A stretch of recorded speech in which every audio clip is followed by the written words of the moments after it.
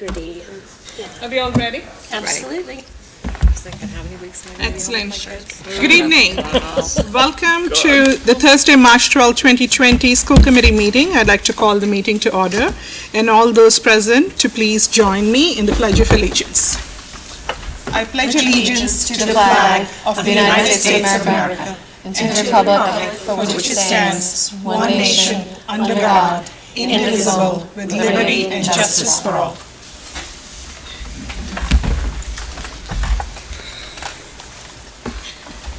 Next up on the agenda are recognitions. Tonight I have two recognitions. One, I'd like to recognize every one of our custodial staff and our school nurses who are on the front line as we face COVID-19 as a community. I recognize these members have families and have risk factors themselves, but they continue to show up and do the difficult work. All of your contribution is deeply appreciated. The second recognition I have is for Dr. Kavanaugh, who has been working behind the scenes many times and from the front at other times, every day with families, community leaders, nurses, her team, local Board of Health, state departments, and understanding the complex nature of this issue impacting us. It is not easy to continue to work and make decisions which impact students, staff, families, and the broader community under tremendous stress from all sides. Thank you, Dr. Kavanaugh, for all your gifts. Those are my two recognitions. Are there other recognitions? Dr. Kavanaugh, anything that you would like to add? I don't know if you mentioned Sean and Casey Morrow, but Please. we should recognize them as well. I think that Sean McAuliffe and Casey Morrow have been keeping very, very long hours every day. I know that they're fielding hundreds of phone calls every day, and they've been a lovely partnership, I think, to our 6 school nurses who have been working really hard to alert families, students, parents of what we can share is going on in terms of the coronavirus in the Hopkinton Public Schools. So thank you, Sean and Casey. Yeah, I think overall I felt like as a leadership team, everything came about beautifully. Our partners on the board, select board, our town manager, our Board of Health chair, Lisa Whittemore, I think everybody have shown fabulous partnership. And of course my colleagues, the fabulous school committee. The Fab Five. That's right. Okay, so the next item on the agenda we have today is the Public Forum for Student Opportunity Act. I'd like to open it up for the public. Dr. Kavanaugh, did you want to? Sure, I'll just share a little bit. I know that we had originally hoped to have a public forum, and one of the reasons that we had hoped to have a public forum is that the Department of Elementary and Secondary Education asks us to make sure that the Student Opportunity Act is something that your community has input into. And so this was really going to be our opportunity to do that, and I'm just a little concerned now that we won't have too many people who come here tonight because we have that whole issue of the coronavirus. So I had sent out to families earlier today that if anyone wanted to make any kind of a comment or offer us some kind of input, they certainly had the right to do that, and that they could either email or text to my phone. I don't necessarily know that I've heard from anyone on the Student Opportunity Act. I've heard from people about other things. I can just zip through a couple of slides to talk a little bit about the Student Opportunity Act, and then we can move onward and upward. So these slides came from January 23rd. I had attended a session that the Commissioner, Jeffrey Riley, had put together so that superintendents, assistant superintendents would know what this looked like, and then eventually it would get to school committees, and I have presented on this once before. What Jeff Riley tells us is that there are 4 commitments in regard to the Student Opportunity Act. One is to really think about student subgroups who aren't achieving at the same level as their peers. The second is to adopt very specific evidence-based programs to really look at those achievement gaps and think about how we can close them. We have to have methods for monitoring our success and reducing those disparities. And number 4 is why we are here tonight doing this, because we are obligated to engage families, particularly families who represent those student subgroups, the kids who are most in need, to come out and kind of contribute to our plan. I have shown this slide before. The first one is to talk about what are those evidence-based practices. The commissioner has given us 17 examples of what evidence-based practices might be. We can sort of choose from that list. Hopefully we'll get to a place where we whittle it down to about 2 or 3. If you decide that you want to create your own and you don't use his 17, you have to submit your plan to him for approval. If you're using his 17 and we are a short form district, it should be relatively easy to put our plan together. You can see the second part is parent and community engagement. The third part is what resources do we have that can be allocated toward these programs. What I called the Department of Elementary and Secondary Education. They suggested that you could use other grant money, all kinds of resources in your district, in addition to the $30 per student that we received. And the fourth part, again, is to navigate those outcomes. This is just sort of a sample that you can see here to incentivize the adoption of 2 or 3 of the Commissioner's priority strategies. And so the example here is to incorporate full-day, high-quality pre-K for all your 4-year-olds, to increase the percentage of your high school students who are enrolled in early college, and to recruit and retain diverse educators and administrators into your workforce. So that's the kind of thing they're looking for. And you can also take a look at the timeline. We received this in late January as promised from DESE, and our plan will be due on April 1st. So if there are folks at home who would like to contribute to this plan, your deadline to do that would be Friday, March 20th. I'm looking at January up there. By 5 o'clock, we would be happy to take any kind of input from families, and then that will give us about 10 days to incorporate your feedback into our plan. Can I ask a question? Any questions? Yes. So at this point, do you have any, is this taking shape for you at all? Do you have any idea of what our plan might look like? And sort of related to that, would there be an opportunity for the public to maybe respond to a survey, or as you have sort of a short list to maybe prioritize for us? Because it is hard to get their input at this time, obviously. It is, especially amidst the coronavirus. So Mrs. Barat and I were meeting today, and we did have a conversation about could we bring this back to another meeting, but the next meeting would be on the 26th of March. We would push it out too far, we think. So we were planning to take the commissioner's 17 choices, whittle it down to a few, and then send another email out to the entire community so that people could weigh in. Okay, great. And I will just look to see who that text was from in case someone is actually asking that question. So this is a question about how long the schools will be closed, and that question will be answered later on when we talk about COVID-19. Okay. So I will ask that sender to please pause.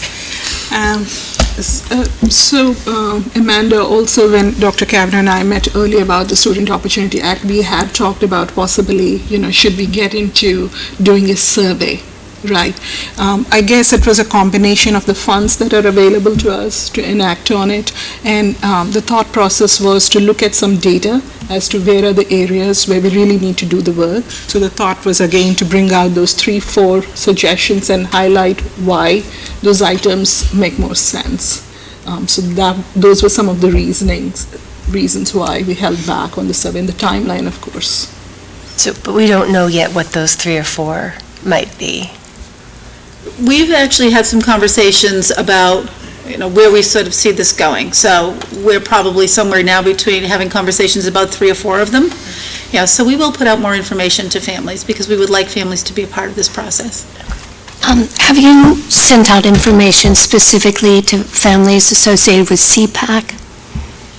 We have not sent information to any subgroups whatsoever, but we could certainly do I that. think it'd be worthwhile targeting some of the subgroups they're asking us to focus on, because otherwise they might not get word. Yeah.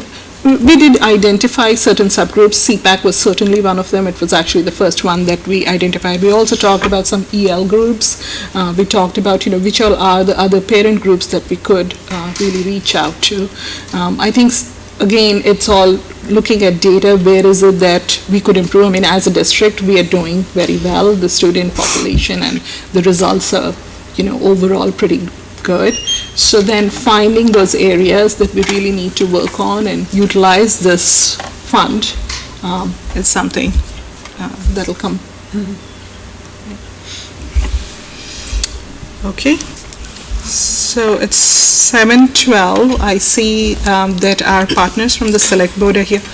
But I think we said we'll wait till 7:15 for one of our Select Board members, Mr. Catino. So would you want to wait until then? Mr. Tadster? You said that you would be here at 7:15. Okay, so we'll give it a few more minutes, and I just want to see if anyone else had any other thoughts, questions? Good? Okay. Dr. Kavanaugh?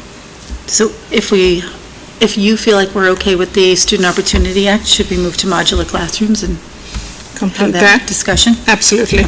So we're taking this out of order. Under new business, item B, modular classrooms. Ms. Rotherman. Thank you. So as you can see from the packet, the bid for the modular classrooms went out. We had several people attend a walkthrough, a pre-submission, but in the end, we only had one vendor submit their bid. The proposed contract price came in at $1,853,517 and $2,282,705 for Elmwood and Hopkins respectively.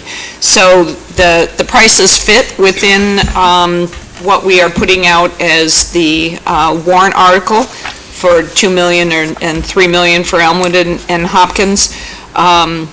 So taking into play both contingency and construction monitoring and everything, so we fit within that appropriation.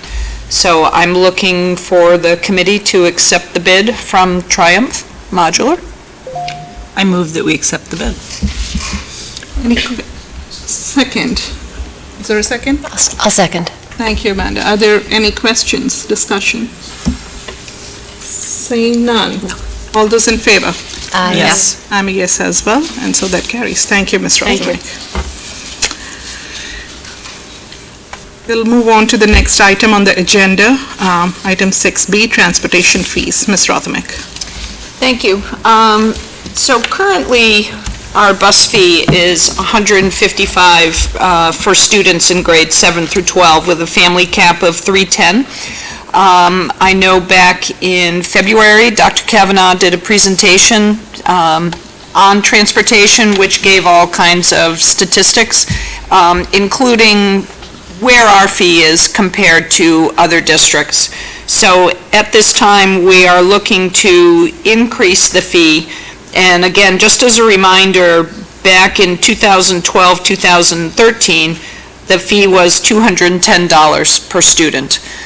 So we're looking to increase the fee for students to be $200 per student with a $400 family cap, and that still puts us below where some of our surrounding districts are at this time. Questions?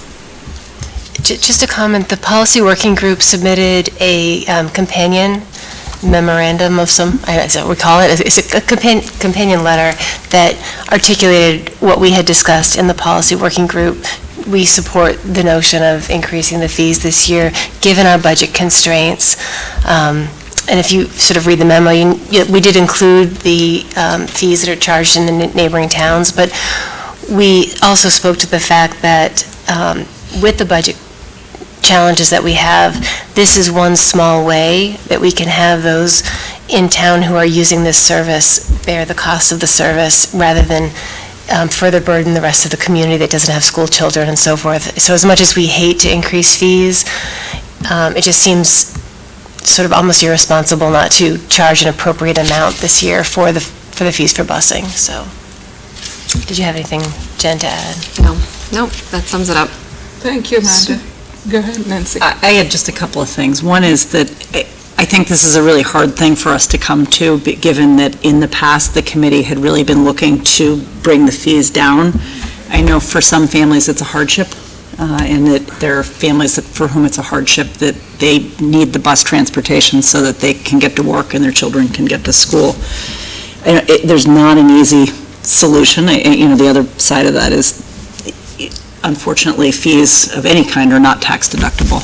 But that said, I think we're in a position where we don't have another choice. My hope is that there is this allows a little bit of a cushion so that when there are families who are struggling and in need and not able to make the fees, that there might be some accommodations made for them. And just to keep in mind that any student or family where their students are on free or reduced lunch, that same qualification applies to a bus fee. So if they qualify for free lunch, they do not pay a bus fee. And if they qualify for reduced, then the bus fee is also reduced. 50% is the qualification. Which is great, but I do know that we're finding in some of the things that we're doing with the bridge work that there are people that fall in the middle, and that even though district can't always help in those situations, there sometimes are other resources that might be able to help kids who are in a tough spot. Mr. Rothermick, we had exchanged some email around this. What is the overall benefit or gain from this change from a financial impact perspective? So the number of students that bought a bus pass this year was 1,285, and that varies from year to year, but if you use that same number, it would increase the revenue $57,825. That sounds good. We have a special guest here tonight, Mr. Todd Sestari. We typically don't do this, but it's great to have you. Would you like to come and ask your question, please? Sure. Thank you. Todd Sestari, 19 Elizabeth Road. I was just wondering if, when the bus fees increase, does that automatically mean that there's also going to be an increase in parking fees? And if so, if the bus fees are related to the busing costs, what's the justification for increasing the parking fees? So the policy subgroup, even though that fee is not before the committee tonight, but the policy subgroup is suggesting the parking fee be increased to be in line with the bus fee. So it would be $200 for parking, but that fee is not on the agenda for tonight. Okay. Well, when it is, it would be great to hear the justification and whether it's related to the actual cost of maintaining the parking lots, or if it's just to keep things on par with each other for... I will say in past, what happens is students will ride the bus until they attain a license, and then they typically would trade it in for a parking pass because at that time they're able to drive. So if they pay $200 for the bus and the parking fee is less, then we would be making refunds as part of the trade-in, which may not be a prudent financial Yeah, there could be avenue. policies written around that, but I know it's not on the agenda, so I won't push that tonight. Thank you. Thank you, Mr. Sestari. And maybe I'll just, if I could Go just ahead, add one please. thing. So when we take a look at, imagine that a bus had 50 riders and they each paid $200, that gets us to $10,000, but each one of those buses costs us annually in excess of $70,000. So it certainly doesn't cover the cost, but as Mrs. Rodmick said, I think that $57,000 this year on average, the average of $57,000 would be very helpful to us in a very tight budget year. Thank you. I also have an unrelated question for the policy working group. I know you all are looking at the entire transportation policy, and I know handling all of it all at a time is not easy. So I'm assuming that you're trying to break some of this and introduce some of these changes, and the overall policy will be coming up in a few months' time. We're hoping actually to bring it forth in the next meeting. Okay, For a first reading. Yes. excellent, excellent. I actually have a question for Susan. We didn't discuss this within the policy working group, but, and you may not have an answer, but do we know the amount of a late fee? We talked about the fees, but not, if someone misses the deadline, we typically assess a late fee, and I don't think that we've agreed to set, at what rate that would be set. That's on here, I think. It's on the. Oh, is it on on the Yeah, agenda. It's on here. The last line, Oh, I'm sorry. So, Fee of $100. so the late fee is typically run at 50% of the fee. So using that same percentage, the late fee would be $100. Can I ask, Yeah, Go ahead, you go first. I was just, the late fee kind of doesn't sit quite right with me. So I know that we have sort of two categories of late. We have sort of a grace period of late, and then there's outside of that grace period, I think. So I'm wondering if we can graduate that late fee in accordance with so during the grace period, it's maybe $50, or, it seems a little bit tough to add $100 if you're just 2 days late. Fees are under the purview of the school committee, so it's your right to set the fee. I agree with you, and just in terms of, people are late for a lot of reasons. In some cases, I do think people are paying their bus fees late because they don't have the money to pay, they're allocating for other things in their family and waiting on a paycheck to come. It seems like an excessive penalty for somebody if they don't have the money 1 week and they have it the next week. Or what is, the grace period is, when is the official date that it's due? So it's due May 1st. Okay. So the hope is to give parents 2.5 months. So the fee would open the middle of March, which is around now, and that gives parents 2.5 months to get to May 1st. Then from May 1st to June 30th is what's considered the grace period, where they would be assessed a fee. What happens is the bus routes are being developed. So you are developing the middle school and high school bus routes based on the information you have of the students as of May 1st. So the bus routes begin to be established, and then the people who pay late between May 1st and June 30th, the bus routes are established, but then we will add them on to the bus stops. Then, at July 1, we're doing the return trips and trying to get all the childcare, the different, and so that's where those people are on a wait list. And what also happens with our increasing enrollment, we have several students that are enrolling that are new to the district, and so the priority is to get them on a bus. So. Okay, did we receive any comments from the public on this, Dr. Kavanaugh? You did not? We did not. I know everyone's been focused on other matters lately. Are we comfortable in moving forward with the proposal? So, I would like us to resolve this late fee since it's part of the motion. Sure. We can. Just to come to consensus. What do you think? What do you think makes sense, Nancy? Because I'm hearing two things. One is there really is a real need to get things done. I think $100 of a late fee, like you said, for a couple of days is excessive. I'm not sure what the right fee is. Why don't we, I think last time, what was the transportation fee, 155, is that right? 155. And what was the related? 235 was the fee with the late fee. So 35, okay, so. It was 80. So why don't we try and retain that, perhaps? Or do you want? I like the idea of what Amanda was saying about graduating it. Maybe I'm misinterpreting what you said. No, so stop me. that's what I said, But yep. if the deadline is May 1, have whatever the late fee is, between May 1 and June 1, you pay that. Yeah. And between June 1 and June 30th, you pay the next. Is that making it too complicated for your office if we? It's complicated. But You tell me, we can do it. So do you mean $80 and then 100?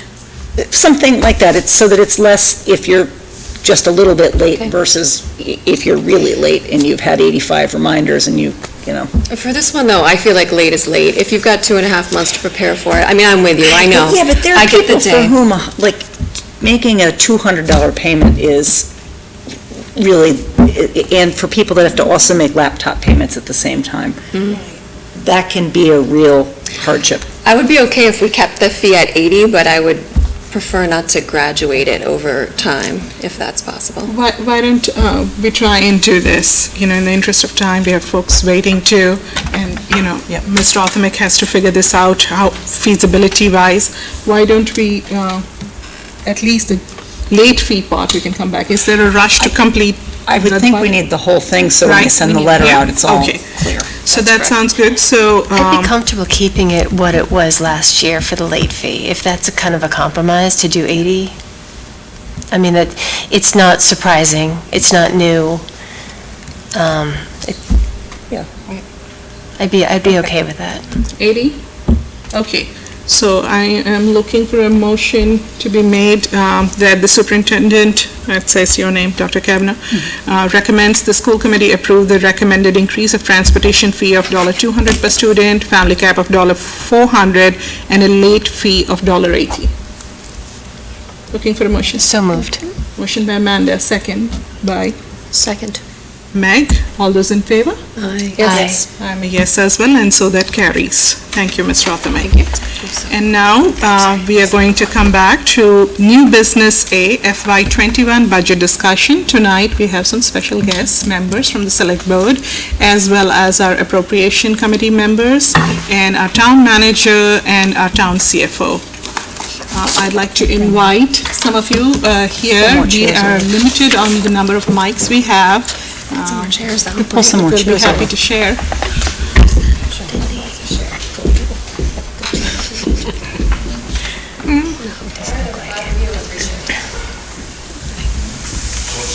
Right? So that change in the agenda wasn't put in the folder? Change. Adding the budget is A? It is A. Under new business.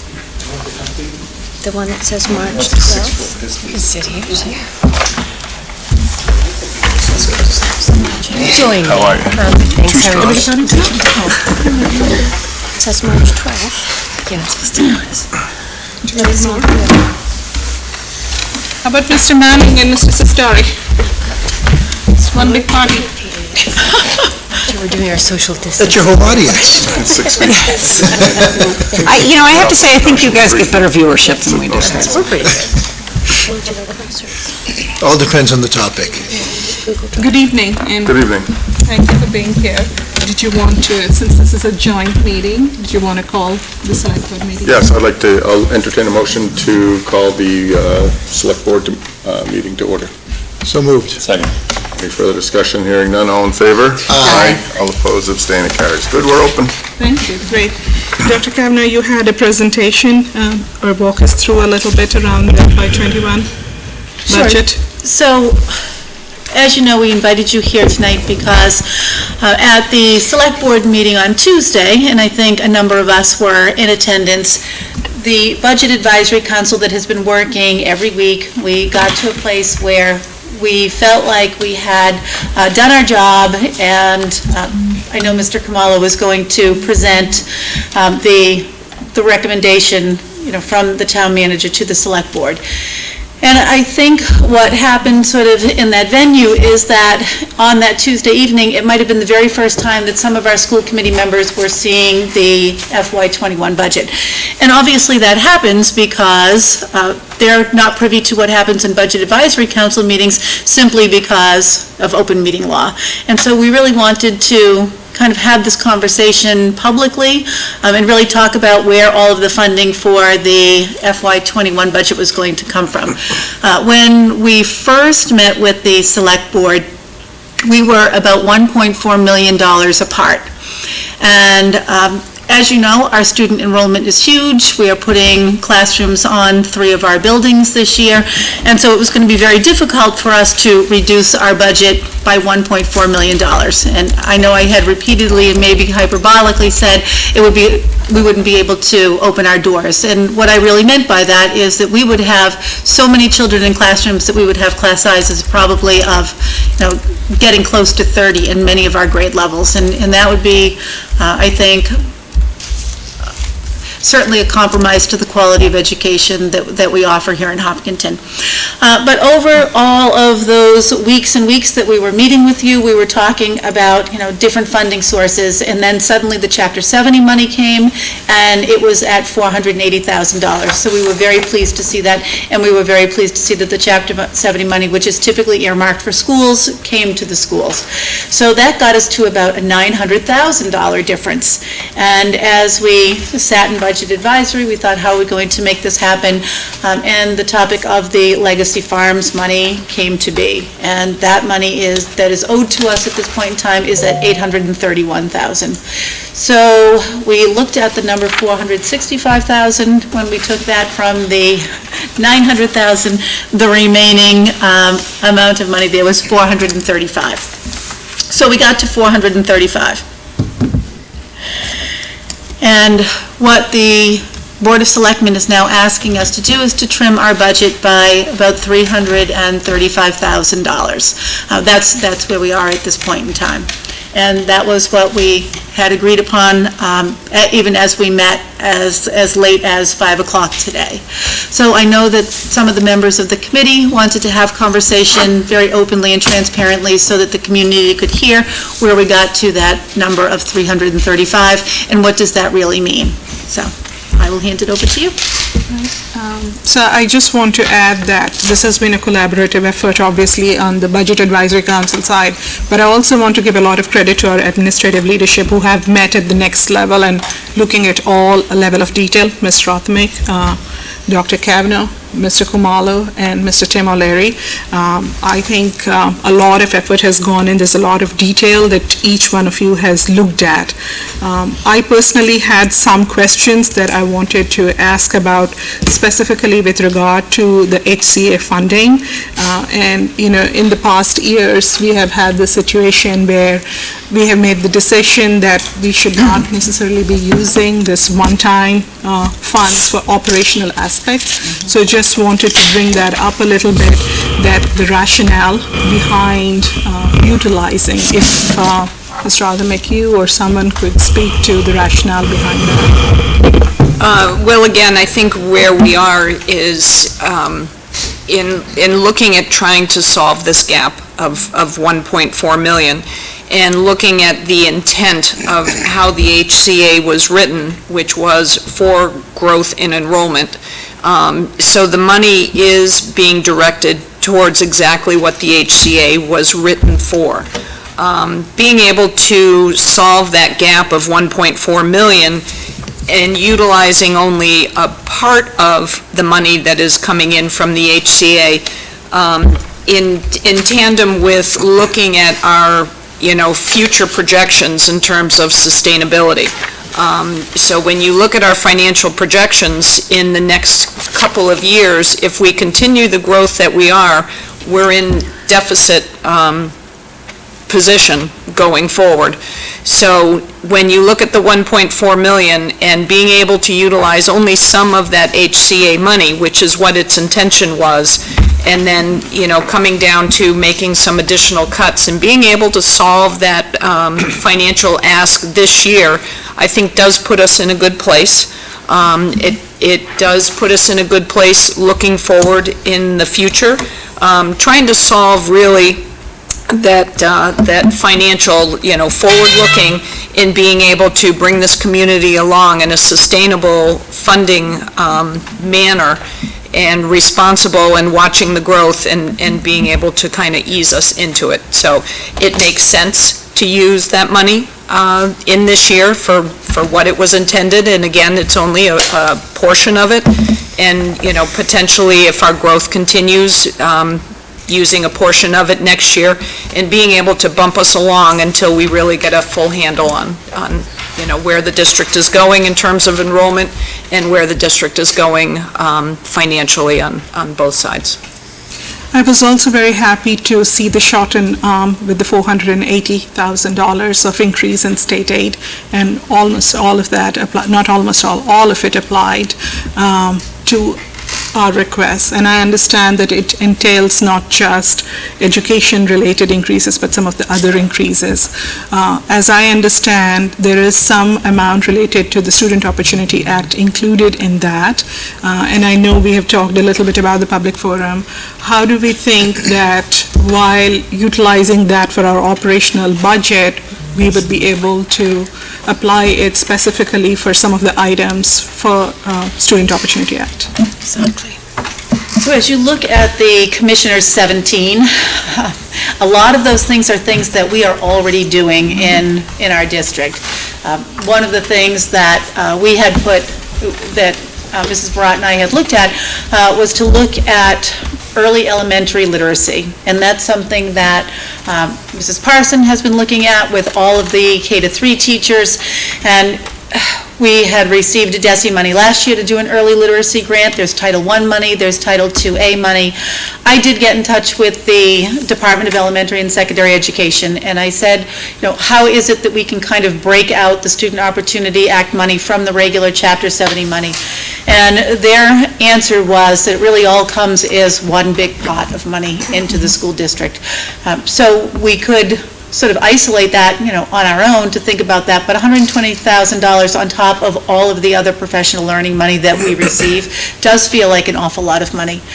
We are, and I know that we'll qualify again for Title I money, or I believe that we'll qualify for Title I money. And Title IIA, you've written the Title III grant for English language learners, and then there are other opportunities sort of along the way. We were very lucky this year to get a $130,000 for STEAM and a $100,000 grant for social emotional learning. So we're kind of hoping that those grant monies will carry us forth so that we're able to carry out some of the Student Opportunity Act needs and close those gaps that we need to close in terms of student achievement. I have just one remark before, passing this on a little bit, is with the environment we are in, how comfortable do we feel about, securing some of this funding, whether it's state aid or the HCA funds? Is that a question that you're able to comment on? The state government is the state government, so you won't know until they pass a final budget. Okay, and on the HCA part?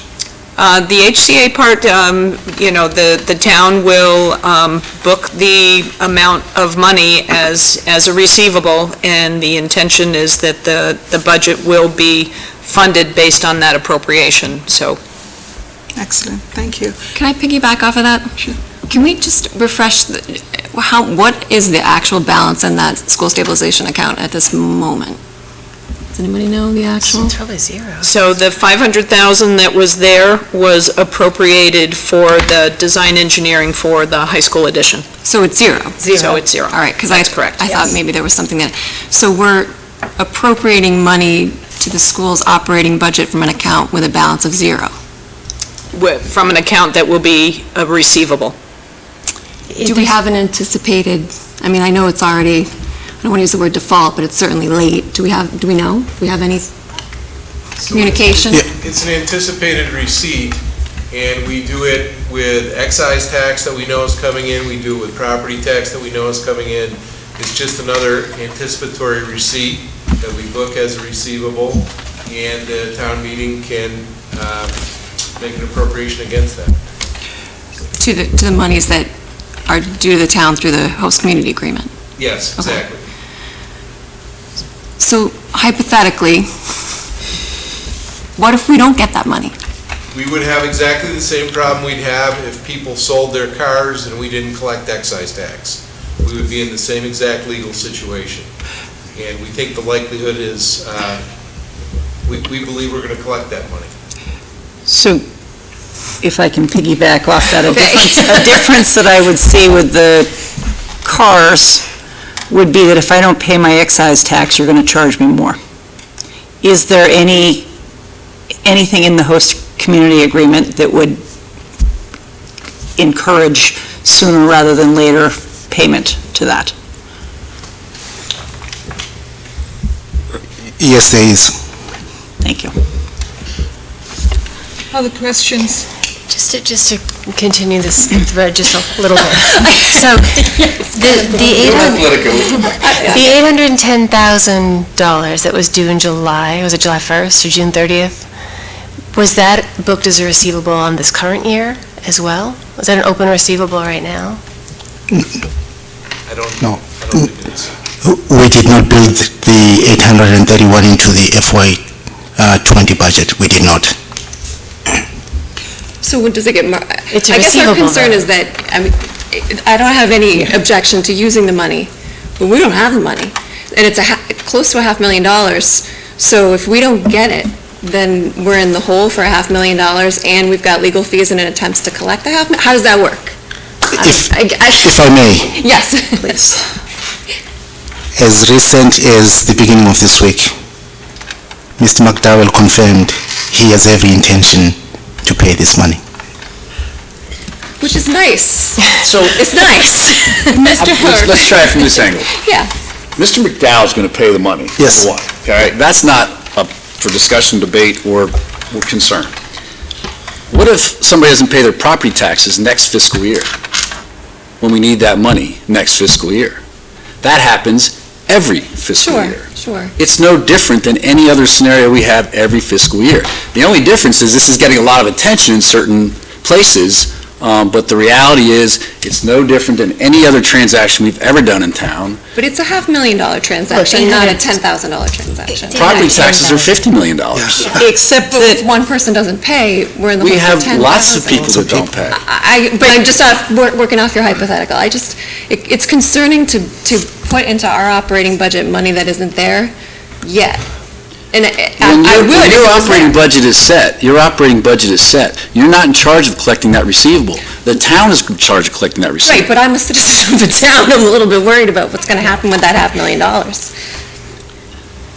You have an option of not putting it into your budget. So the problem that we could run into, from what I'm hearing here, is that if we don't put it into our budget, is the town able to fund our budget at a level that's going to maintain services that the people are looking for? I would We strongly got suggest we slammed. vote the budget you want and we can get worked out tonight, and then let the town worry about collecting the money that it does every day, 365 days a year for the last 300 years. I really would strongly suggest that. If you want to take that out of the budget, we can do that, but then the school's operating budget is going to get hurt. So one of the things, with the $500,000 that we had appropriated last year and that we put toward the high school engineering for the expansion, our mindset to fiscally, in a responsible way, use this one-time influx of cash was to try to use it not for operational uses, but to build capacity, to address those growth-related things that require a one-time investment. So if for some reason if we were doing that again this year, we were, say, planning to use it for Elmwood or something like that, an Elmwood feasibility study. If for some horrible reason we didn't receive that money, it's not the equivalent of, roughly 7 teachers or 6 teachers, which is what we're looking at, $500,000. I mean, so to say that next year we're going to use money that we are going to receive, but we haven't seen yet and it is late, to fund the day-to-day operations is a little more nerve-wracking than using it for one-time capacity building. And so I think,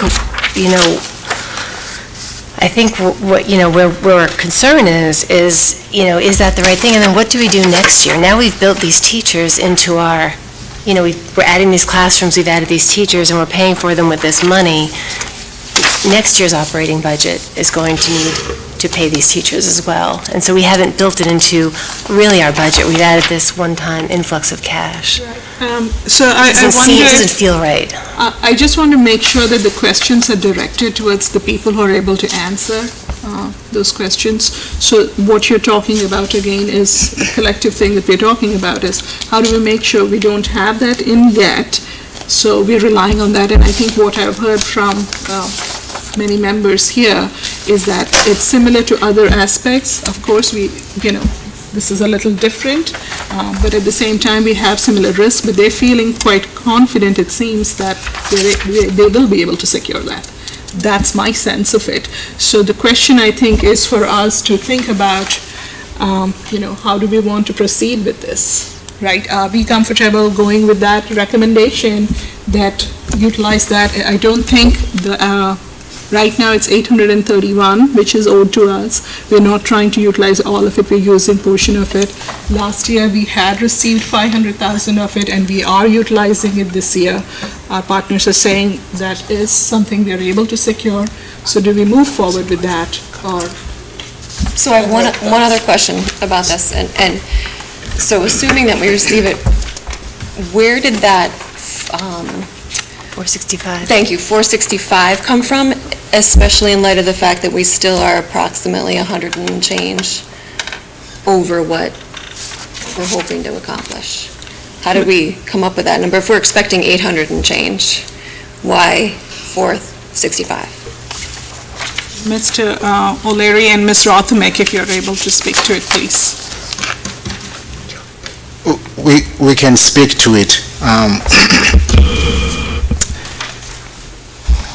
Based on our analysis, we felt that the 465 number is a number that we can manage should there be a need to balance that amount in the coming years, which is different from if the number was higher than that.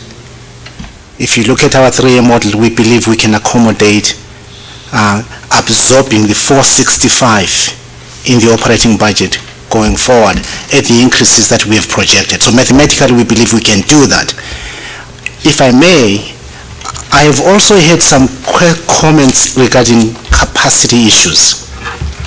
I honestly believe, as your town manager, we went to special town meeting to address capacity issues. We have gone through the FY21 capital planning process and addressed capacity issues. Are there any other capacity issues that we may not be aware of that we have not addressed? Yes. I think we went to special town meeting to address the capacity issues we currently have existing right now. So the temporary classrooms, the extension on the high school, that is for today's kids that we're looking at. That was addressing today. That wasn't, so then we had, a couple of meetings ago, we reviewed once again the capacity study that was done. And every one of our schools is facing capacity issues now. Based on projections. So obviously projections are not a given. But in the immediate term, like the next 1 to, I'd say, 3 years or so, Elmwood and Hopkins are very tight, even with the additional temporary classrooms.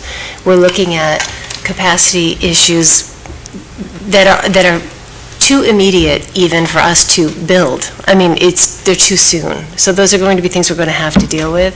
And if the projections hold and we look out 5+ years, the second that group moves into secondary ed, and the middle schools and high schools become where the problem lies, particularly the middle school, I think. I guess maybe to put it in very simple numbers, when I got to Hopkinton 4 years ago, we had about 3,450 students in the district. And today, we have 4,000. So we've added about 550 kids over, say, the past 4 years. And if you think about how many kids are at Hopkins, for example, right, and there are 24 classrooms housing those kids now, that's the same number. So we are, I mean, theoretically, if you took all of those kids and you just parceled them out in classrooms, we would be about 24 classrooms short. So what we're really adding now is 14. But to be honest with you, at the time, we probably had room to absorb a few kids. And then you reach that threshold where you say, we can't absorb any more, we're in really big trouble. So the kids who are, as Mrs. Fargiano said, here in the district today, those kids will immediately fill the classrooms that we are building right now. So if those numbers that we have received from our demographer hold true, and we go from 4,000 to 5,000 students, what we're going to need is probably closer to like another 50 classrooms in this district. So we really are going to have to think about it. I tell people all the time, we are emptying the art room and we're emptying the health room right now at Marathon. The next thing will go is the Family Resource Center. And one of those classrooms is actually being given to preschool. And I know you're thinking, well, with all the kindergarten and grade 1 students you have, why would you ever give that to preschool? It's because special education law mandates that we do. Every time you get to a particular number of students, you have to create another preschool classroom. And that's what we have to do this fall, based on the numbers in front of us.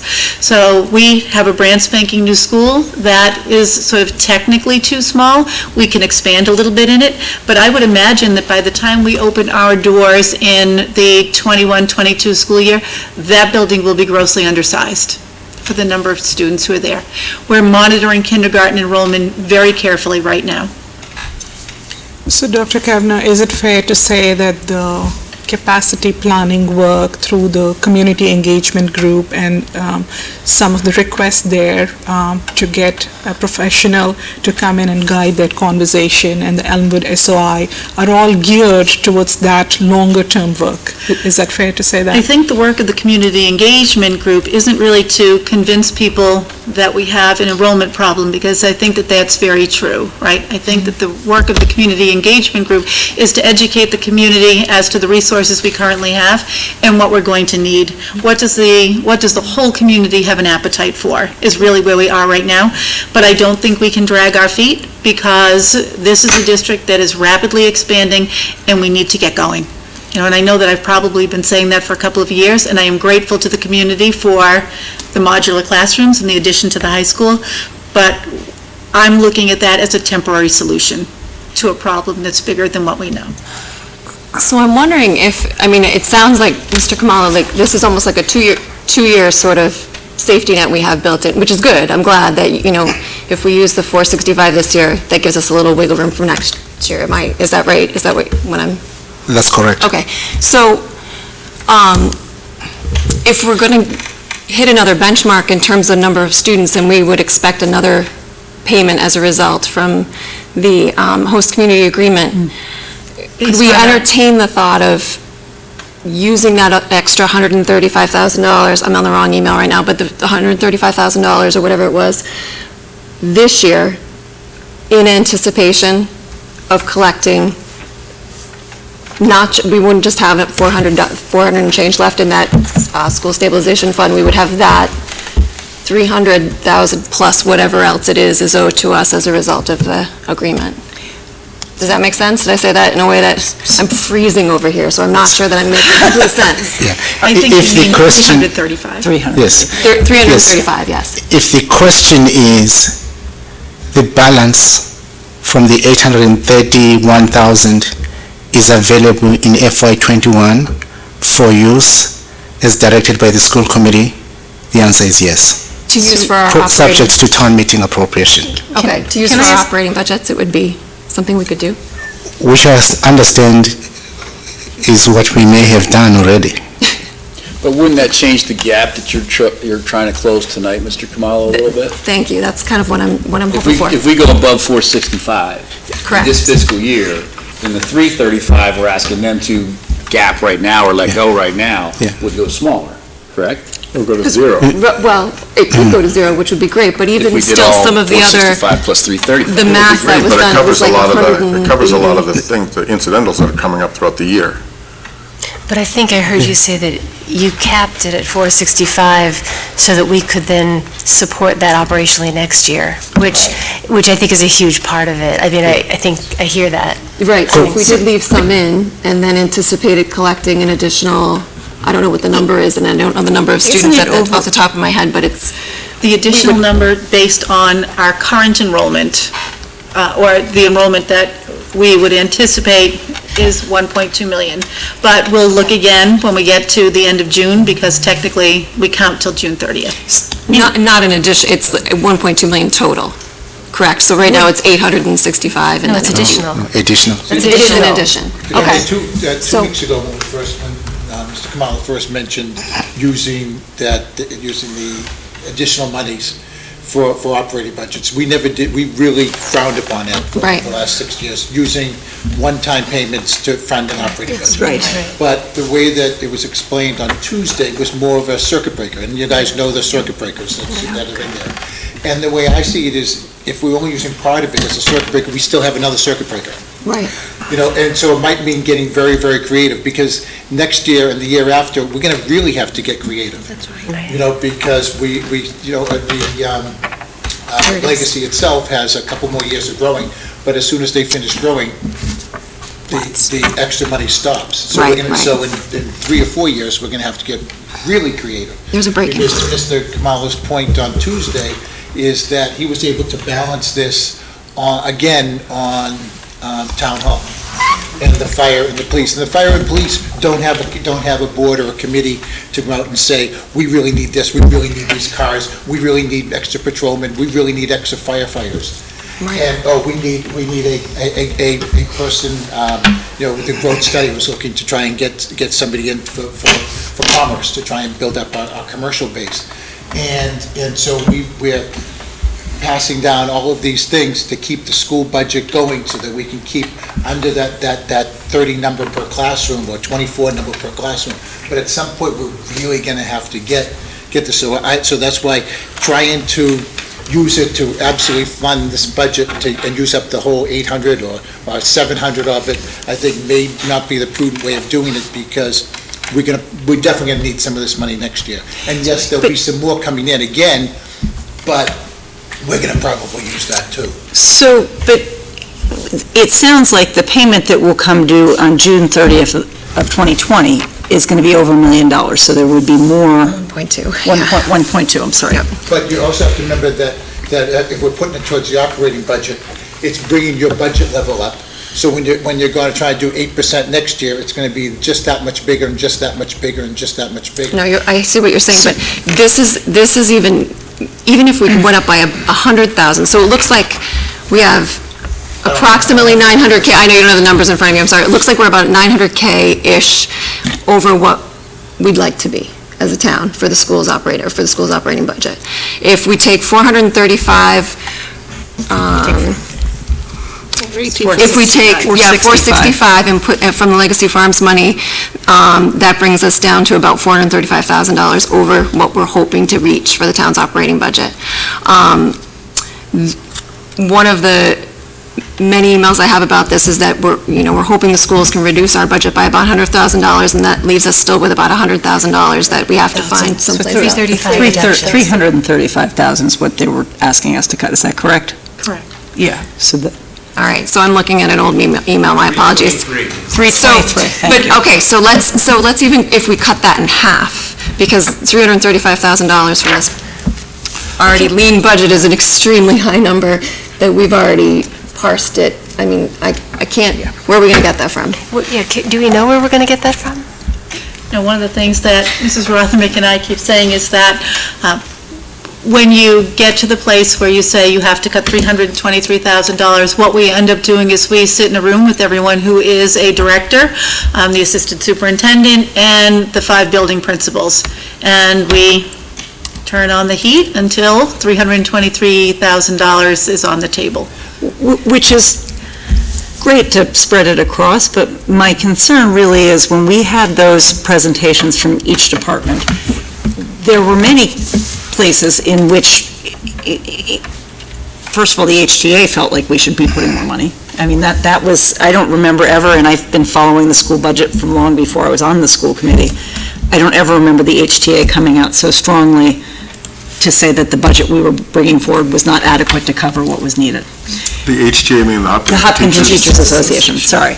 And, to me, that's a concern. And I also know to members of the community who rose up and spoke out to us over that issue. So that when you're going to the middle school and asking what they can cut, if if you divide that, you're looking to cut X amount from each school, is that going to end up being a teacher from each school? Is that going to, I don't think you look at things like, well, we can't cut certain things, and I think in the age of COVID, we know that we don't want to cut custodians. And that was also an area where they had Tim had put a pretty good presentation together about why, I think it was 2 more is what was recommended under national guidelines than what we put forward in the final budget, just to have a certain level of cleanliness.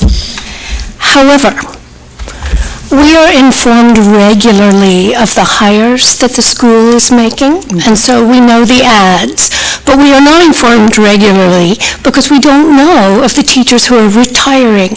And so that little pocket of money will appear, and I don't have a little count sheet for how many people are retiring this year. Perhaps that could help pad that 300,000. So the retirements that we know of have already been taken into account. So we've already attained that gain, if you will. And, I mean, can you be certain there will be no one else leaving at the end of this year? No. No. There may be So there might a few other be, people who will retire. and at if the end of each the year. teacher approximately makes about $80,000, that adds up to something. So Well, they have to get replaced with somebody as well.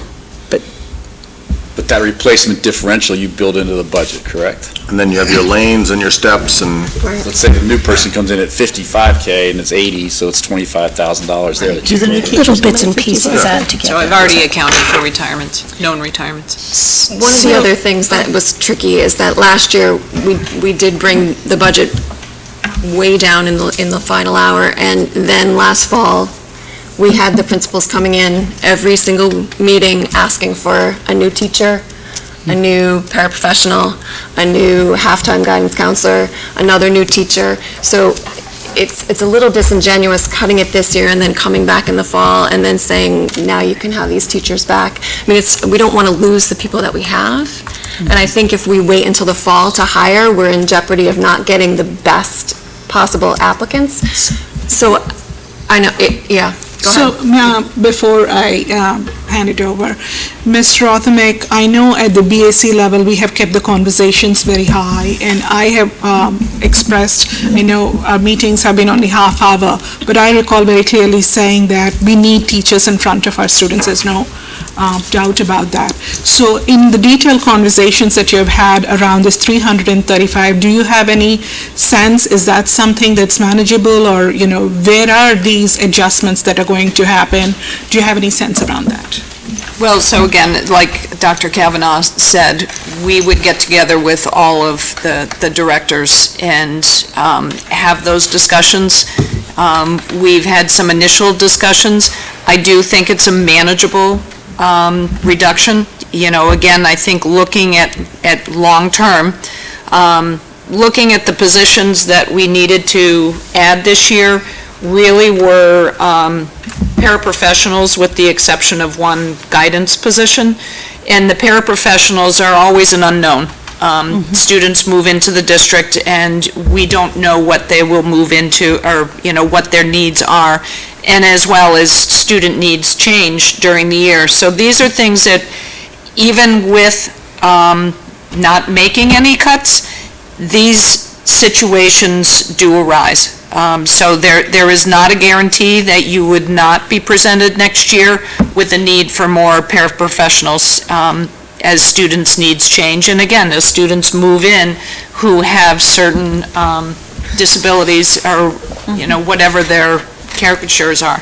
But this year, which is different than last year, this year we did not add teachers. Last year we did. So this year did look different. So to your point, the year prior, we did add some teachers. This year really was around paraprofessionals. I do think that our directors and, Dr. Kavanaugh and Ms. Parson and I can figure out how to manage this budget. I hear the concern, and it is a concern, but I also hear looking out in future and how we keep going and how we manage this growth, so. I just want to hand it over. I know, Mr. Sestari, you wanted to say something. I'll let Mr. Kamala go first. He Go has ahead, please, Mr. Kamala.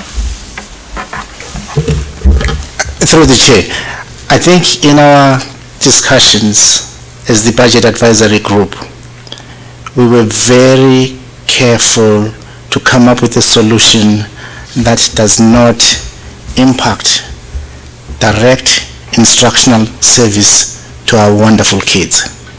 So which areas are those, though? That's the discussion that is going to happen, I believe, between the superintendent, business manager, and her team. I also, having worked through this budget, need to keep emphasizing the community heard the concerns and the impacts of growth. This is a budget where the community is increasing the school budget by approximately $3.9 million, including funding, if you count year to year, 46 positions.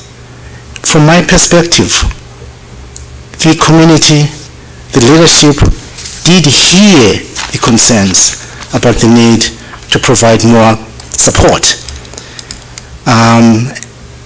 And I really want this message to go through, namely that yes, we heard the concerns, and this community is stepping forward and putting forth $3.9 million, including funding 46 positions, of which 14, I believe, came mid-year last year, and 32 are the ones that are in the budget. That's a substantial increase. Mr. Katina, you wanted to say something? Yeah, is there, to Mr. Kamalo and to the committee, is there any way that we can split that 331,000? And I keep asking you because we already are firefighters and everything else, but, you know, on a family of 7, I'm the only son teacher. So, and my sister Sissy was here for 34 years. She's probably watching and probably wanted me to say, find us somewhere in the town. But, you know, it's... She should pull her papers. She should pull her papers and run for committee. Sissy. No, because we got to keep up the school, but but we also have to keep up the town, so. Right. So we started out late because of the special town meeting.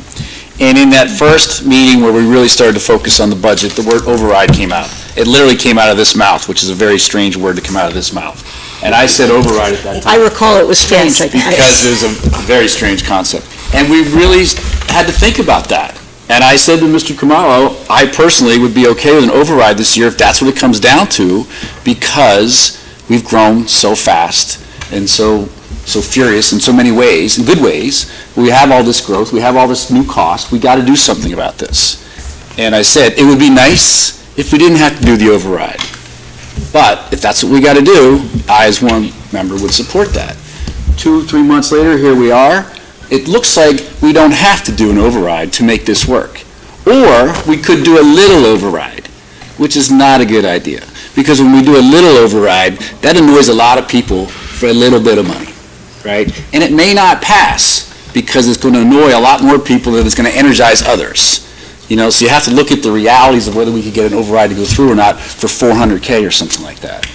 I believe that next year, if we split this 335 and we have less to go into the budget for next year out of this 800K, before we talk about the 1.2 and other growth numbers, then maybe that override next year is more of a reality. At some point, the town of Hopkinton is probably going to have to reset a little bit. We reset downward over the last 10 years almost $4.5 million. Literally, we lowered the tax levy about $4.5 million. That was a good thing then. It's not such a good thing tonight. But if we have to reset at some point, we're probably going to have to do that. It probably is going to have to be $1 million, maybe $1.5 million. But resetting for $400,000 on an override or $335,000 on an override, that doesn't make sense, I don't think. And maybe the solution of splitting this for now, for this year, is the right way to go. Yeah, and, I'd just like to chime in because that gap of the 335 is what I wanted to discuss. And so my understanding from what I've heard tonight, Mr. Kamalo, is if the schools decide to use 465 of those funds, then we feel that in coming years, we can absorb that into the operating budget. In 1 year, right? And then there's about how much left out of that fund? 335. 366? Well, 8 something. Yes, 8 I something. think it's 366. For next year. So, For next year. I mean, what my suggestion would be is if the schools wanted to, take a little bit more risk and take half of that and apply it to that 335 gap. Doesn't fill the whole 335 gap, but you're applying half there, and you still have that other half to cover it for next year, which, what I'm hearing can't be absorbed, or we can't rely on it being absorbed next year. So you at least still have some cover for next year for that overage that you're spending this year. I would not agree with the town splitting it, Because, to my knowledge, the town's already in a situation where you have employees taking 0% raises, which I don't believe the HTA is doing that this year, but correct me if I'm wrong. But I'm not suggesting, I don't think you suggested splitting with the town. I thought that's what I heard. That's what I thought I heard was... Out of the 800. Yeah. Take it out of the 800. Okay, So the thing that we hear a lot, we hear, please plan, don't react. We hear that a lot, and I think we have been a little reactive, maybe a little bit in the last couple of years as the growth caught us by surprise. But I think we're in a place now where we're trying to do more planning, recognizing that as time marches on, we can test the plan and see if the projections are true. But plan and don't react. And people are also asking us to, at least on the education side, to maintain the schools and ask for the money that we need to run the school. Not, put every new shiny program. Most of our shiny new programs are grant funded through a lot of hard work by our administration to find grant money that can test out things like STEAM and so forth. But just the bread and butter programs, do them well. And so with these requests that come to us all the time, it makes me personally a little bit nervous that looking at a $910,000 gap, roughly, I think, close to $1 million, and then relying on the HCA money, which I still am thinking to the capacity question that as we get through our growth community engagement work next year, if that gets past that study that we're going to do on how we address all this growth, there will be a lot of engineering studies that we're going to need to do, feasibility studies. The money that I see from the HCA is going to need, we're going to need that coming down, 2, 3, 4 years. So, relying on that makes me a little bit nervous. And to Jen and everyone's point earlier, we don't see it quite yet, even though we're told it's coming. And even the $120,000 or so that represents the SOA money in that Chapter 70 funding increase, technically should be going to programming for those kids that we're supposed to then be accountable for. So that makes me a little bit nervous about putting that in the operational budget. So I guess I would toss back out, given that we took 3 consecutive underrides with the express purpose of giving the power of the vote to the people, which I understand that philosophy. I think it makes sense. Who are we to say, in a way? If the reality is that we need that firefighter and we need that person to come forward and look at building the business side of our town, and we need the teachers, is it really authentically a $300,000 gap that would be the override, or is it really back at the $1 million or $1.4 million or $1.7 million? And are we comfortable with relying on a little bit of this and a little bit of that this year and not actually doing what we said we would do when we put the underrides forward and people voted for them? So I've done this is my 11th, 12th budget process. Every year, there's one-time funding applied to a budget somewhere, every year. Every year, we didn't plan enough, okay? We didn't plan for the crash of the markets in 2007, 2008. We never plan enough, according to the world, right? But we react because we have to, because that's the job. Right. If we could plan out municipal finance, we'd be all in a better place. But it's very hard to plan out municipal finance based on the fact that there's all kinds of extenuating circumstances and factors outside of this room that drive municipal finance. The idea of going to an underride concept discussion now, at this point in the process, middle of March, with everything else swirling around us right now, I'm sure there's people watching saying, I don't care about the budget anymore. What the heck are you doing to keep my kids safe, right? A lot of people are going to forget about the budget for a while now. I think it's going to be a very difficult process and a very difficult sell in the community. We don't need an underride. We can balance override. We don't need an underride. Why not? We don't need an override to balance the budget. But then we have to do some other things that are going to put next year in a little bit tighter position. But I think we can figure that out. We really can. But going for an override without a full budget process leading into an override is not planning at all. Like to say, let's go get 1.7 million in override. Well, what are we going to do with that 1.7 million? Well, I don't know. we'll figure it out. That's not planning. I'm not saying that's what you're saying, Right. but I can hear some folks in town who don't have kids in the school who we also have to look out for saying that very thing. So I feel very strongly that if we were to take the 335 and maybe play around with that a little bit, not do $335,000 in cuts, and I'm not a big fan of the word cuts because you're getting a $4 million increase. The schools, we all are, getting a $4 million increase for our schools this year, give or take a couple $100,000. There's still a huge increase to cover the huge growth, but we have to take a little bit of that out. I think we could settle it up pretty well. But, the fear that some are spreading in town that we can't collect the $800,000, therefore the schools are going to go bankrupt, that's ridiculous, with all due respect to whoever's spreading it. The fear or the notion that the town doesn't know how to collect tax money is ridiculous. Who's ever spreading that doesn't get what we do every day. All those things we shouldn't worry about. Do not worry about whether we get the $465,000 or not. That is a waste of time and energy, okay? We need to balance the budget with some numbers tonight, get that done, everything else will take care of itself. Can I ask a finance question, Mr. O'Leary? So let's say, so I'm doing math, and so theoretically that school stabilization fund will have $2,031,000-ish in it by July 1, Yes. if it's all paid up, correct? Well, we'll bill on July 1. We'll bill on July 1. The prospect of collecting $1.2 million on July 1 is not going to happen. Fair enough. So What is the due date? Like, what do we, Well, is hold on, there one sec. Let me do the math first, and then we'll do the collection. My math is going to be gone, and then it's going to be over. So we're looking at about $900K that we want to find that we don't have. That's approximately 44% of that $2.03 million. There's no $900K. I'm sorry, we are looking for $900,000 as a school-ish, Okay, right? so what the select board and the town manager have presented is that of the $4.3 million you requested, correct, that 3.9 would be funded. We're talking about the delta now of just $323,000, assuming the $444,000 from the HCA. So there's the $444 from the HCA, and then there is the amount above what is being recommended of $323.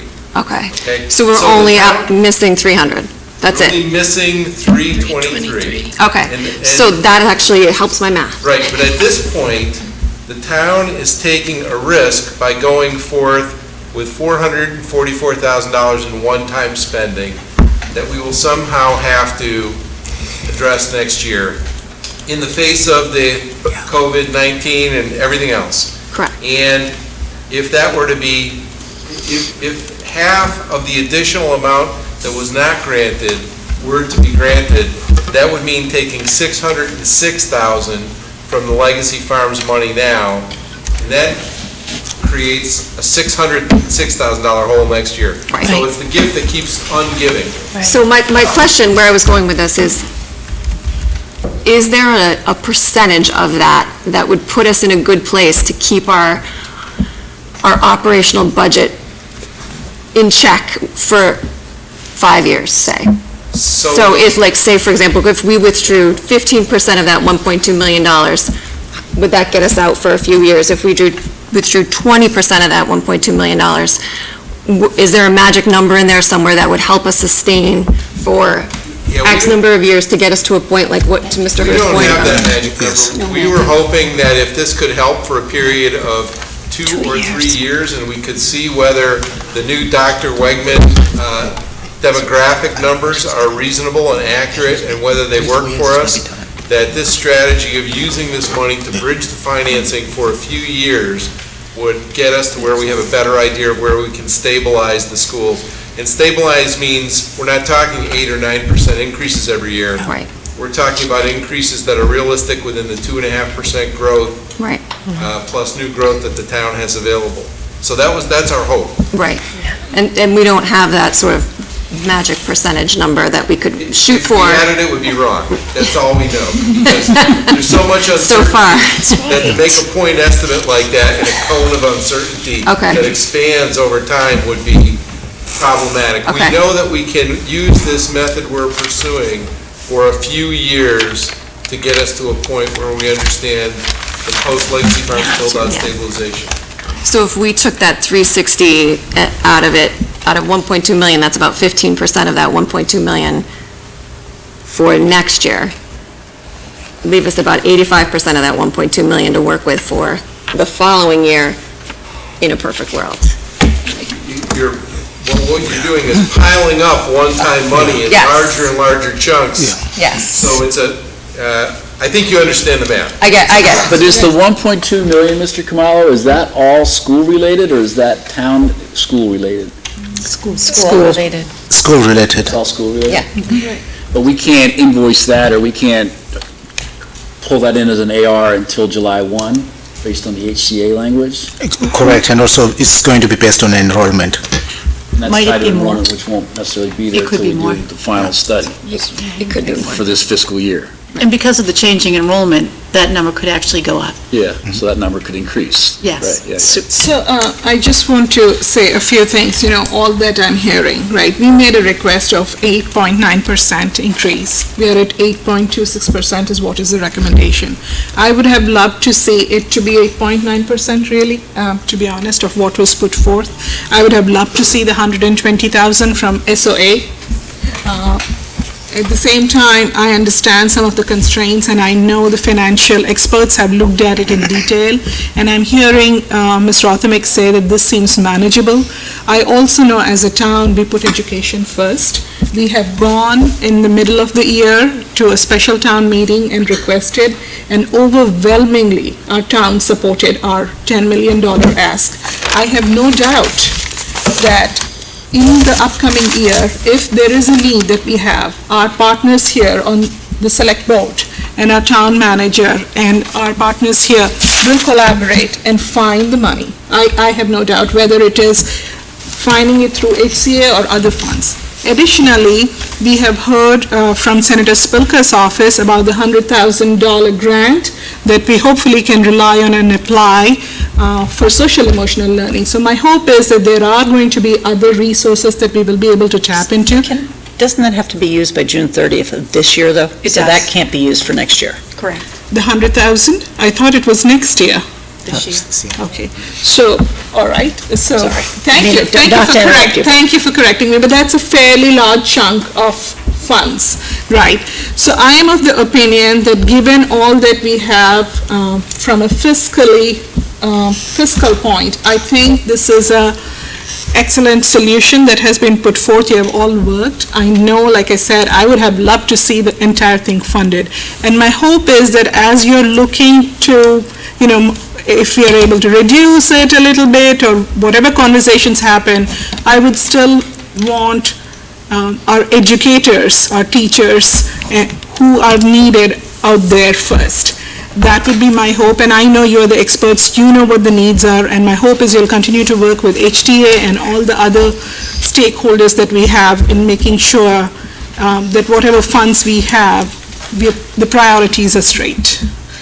That's my closing remarks there. So I would like to make a final remark. Please. I have a great deal of faith in all of you, and I have a great deal of trust in the process that we went through, the budget process, to bring things forward.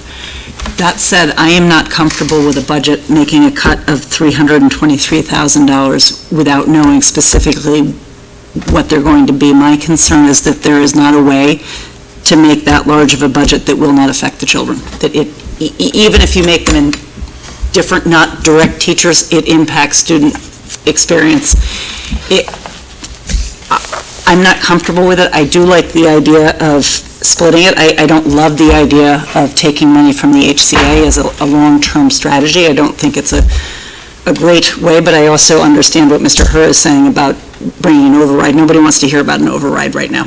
And I think we'll be lucky if we get people at town meeting with the way large gatherings. I'm not sure we're having town meetings.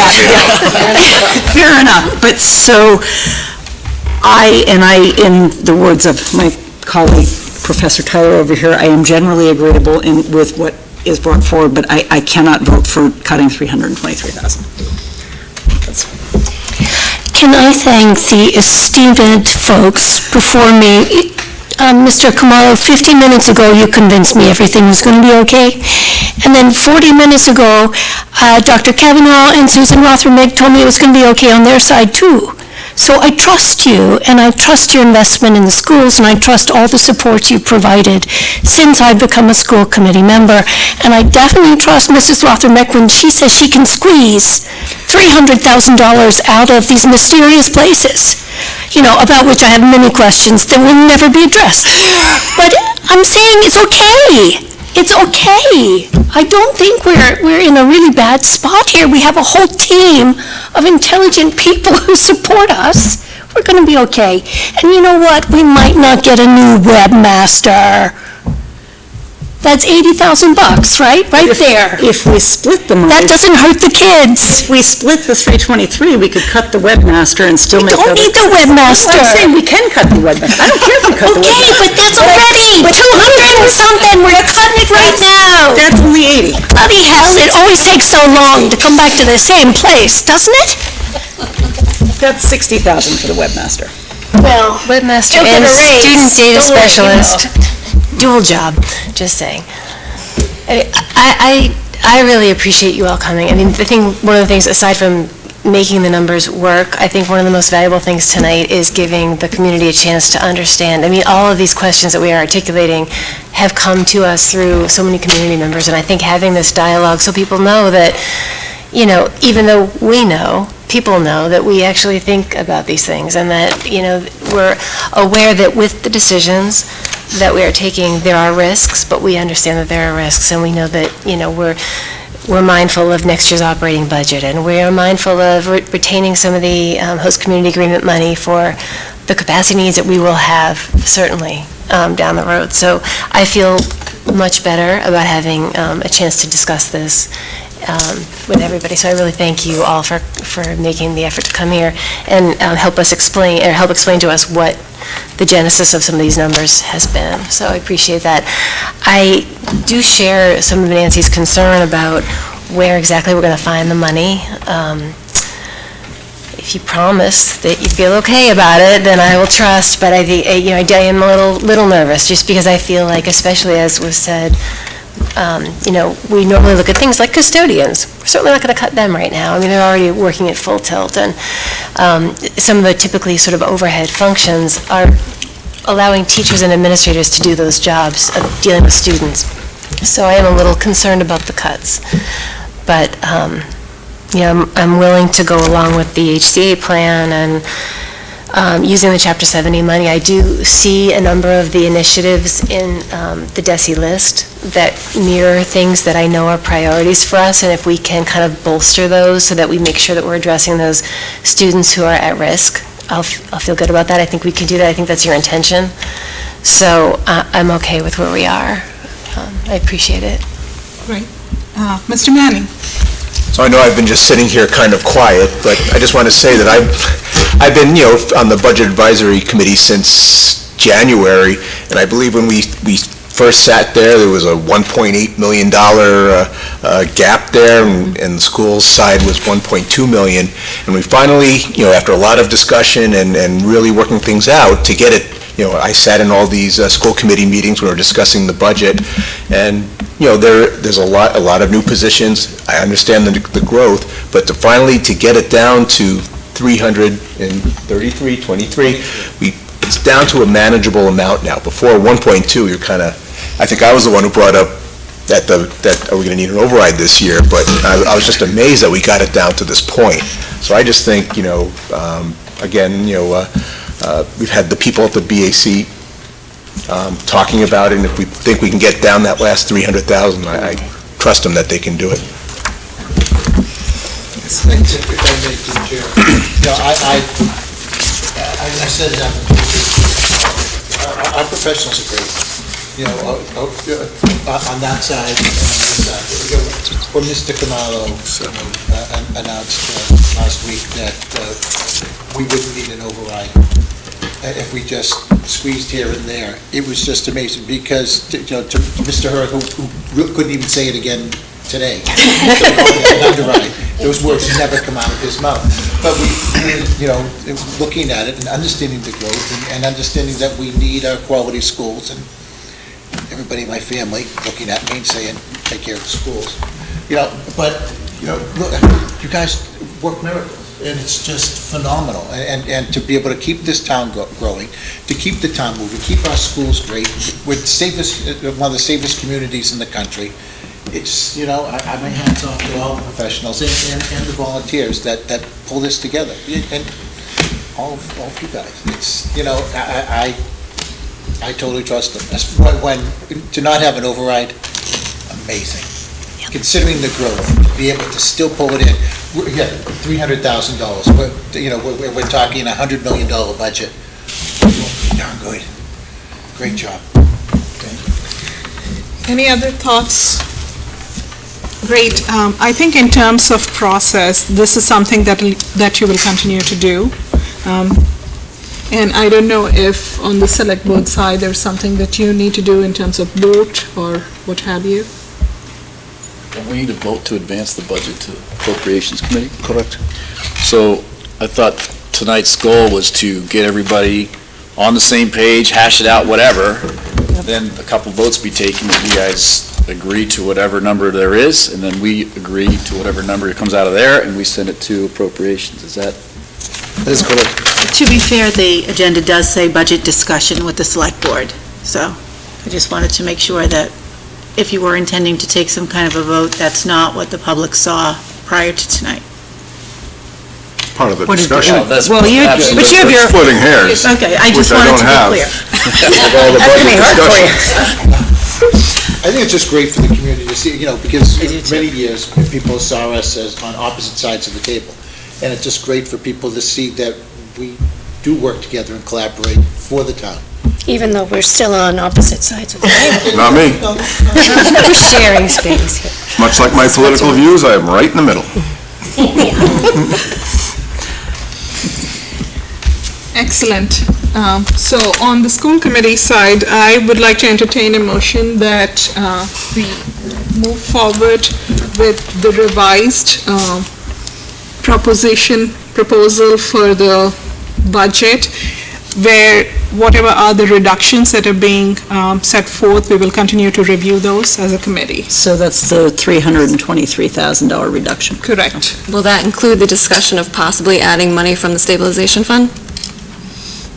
I think that's a given in the... In addition, above and beyond what's already there. So I think if we're going to add more money, then I think the amount would be less than 323. Is that...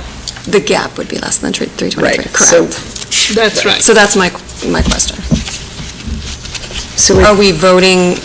I'm saying that right now, if you look at the FY 2021 budget that has been proposed by Ms. Rothermake, Dr. Kavanaugh, Mr. Kumalo, and Mr. Tim O'Leary, and all the work that has gone in is at 8.26% as presented. Yes. That requires some reductions, which seem to be manageable, and they're going to work through that. So that's what I'm looking. The 320. Can I ask you just potentially include a vote to add more money from the stabilization fund if you deem that something to bring forward to the school committee? So, to be fair, the $323,000 that we're short right now, there would be, I think, 366 left in that stabilization fund. So if we were to tap into that, then you get to that place where you're adding to the foundation of your budget, your operational budget, and then we have to wonder if that's sustainable over time. So that's really a question, I think, for... I don't think we have to wonder. I think we know that it isn't. Yeah. But I guess when we voted this budget, I was pretty clear that I felt like it was about as lean as it could get. Mm-hmm. And to have, folks in here passionately pleading for pencils and paper, much less people, is something that at $300,000 is, I fully appreciate, what Mr. Manning, you said, we came down an enormous amount from what was originally asked, but $300,000 for the schools is still a lot. It's 7 teachers, it's headcount. It's really things else. that right. I appreciate the comment that it's not necessarily going to affect the kids, but to Nancy's point, it's going to affect the kids. There's no doubt it's going to affect the kids. Yes. So what if, instead of splitting it, what if it went to, you took 123,000 out of the, sort of the remainder of your HCA money, and your deficit came to 200? I mean, that's clearly a question for, whether or not that number could work, but 2 is clearly a lot more tenable than 323. Well, could I ask for the town meeting warrant? If we have town meeting, I don't know how it works if we don't, but is the intention to ask the town to allocate the full balance of 831 into the stabilization fund? Or was the intent to ask the town to transfer 465? Because until the town votes to transfer it into our stabilization fund, we can't do anything with it. Can't use it anyway. Yeah. Right, so I don't know what the intention of the town meeting. We do have a placeholder article that will allow the transfer For that. to the stabilization fund. But it has to be a named number that comes out of this process. We can't have, I Right, don't that- think we can that- have right, that's my 323 is question. what we're taking out, but I want to make sure we have another 150 grand we might be able to throw in later down the road.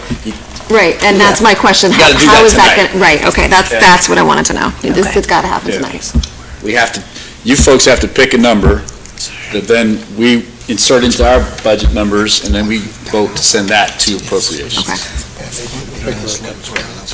So can I ask a clarification to what Dr. Kavanaugh said? You had said taking an additional 123 from the stabilization account, it sounded like.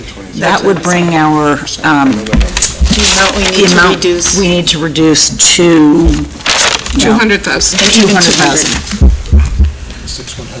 I know. So the 323,000, when you sit there and throw it out there as the number 323,000, sounds like a giant number. It's 0.006% of your budget. It's just barely over 1/2 of 1% of your budget. So the 323 sounds like a giant number, but it's less than, it's 1/2 of 1% of the Sure. budget. But I'd throw it back at you and be like, well, if it's that small, just give it to us. So I can understand, I can understand, so It just sets us up for a tougher next year. But next year might be an override anyway, so we're kind of splitting hairs here, honestly. Right. And to Because give you- every year we figure this out, every year it's a bit of a panic, and every year it's Tussle a little tough bit. to plan it out well, but I do see it coming next year a little bit differently. Susan or Dr. Kavanaugh, what percent of your budget are teacher salaries or employee salaries? 80%. 85%. 80. 80%. And for the teachers this year, what's their raise they're getting this year? What's their increase, not including lane and step? Okay, it's 2.5%. We are in the third year of it, we'll be entering into the third year of a three-year contract that was negotiated, obviously, 3 years ago, so. 2.5. 2.5%. 2.5. Next year we'll be renegotiating Next- too. We will be, yes. We could come out, So I hope that during the renegotiation process, We're going to bring you to renegotiate. I would love to come to the meeting during the renegotiation process. If that 2.5% of 80% of 52,700,000 was at zero, and they took, the teachers for 1 year took a 0% increase, I think that you'd be in a really, really good spot. You wouldn't have to worry about layoffs, you wouldn't have to worry about a whole lot of this stuff. So I know that there's nothing we can do about it this year. They have a pretty strong union. My hope is that when you guys sit at the table with them, that maybe you propose, and maybe you dig your heels in the sand and say, at some point, I'm a nurse. I have not yet, in 6 years, I work in an equally as noble profession, I think, as teaching. I have not gotten a merit increase in 5 years that I know of. And it's not great, but obviously, every teacher that I talk to say they do it for the love and not for the money. Hopkins is paid pretty well. It's a great school system, and that's indicative of the teachers that you have. But at some point, where the teacher salary is such a massive driver, I would think if you said the average pay was $80,000 or so for a teacher, 2.5% decrease on that would probably come out to about $30 a pay period, which, if that meant that they didn't have to buy paper or pencils, or maybe they had 22 kids in a class instead of 26, or whatever, I think that that's a massive driver that I hope that you guys will have good luck next year negotiating that contract. Thank you, Mr. Tedstone. And I'm just wondering from a process standpoint and the financial impact standpoint, I know we're talking about this 123,000 additional, kind of appropriating that somehow. I'm wondering, would that increase our baseline of 8.26%, or is it something separate, like what we did last year, where we had set aside the $500,000, which was not part of the operational baseline? So I wonder. So the problem adjusting that 323 number tonight to 200 and having 123 come into it, is that changes all the other numbers in the budget that we have to vote and send to appropriations that we're late to do. So if that 123 is going to be a huge driver, then we should probably keep going down that path. If that 123 is not going to be a huge driver, and I think the business manager suggested that we can figure this all out over the course of the next year, it's only going to delay things further if we change numbers right now on that, at that magnitude, right? If we got to change it 500 grand, then that's a different decision, but we would not be able to vote tonight, based on what Mr. Kamara was just sharing, if we adjusted that slight bit.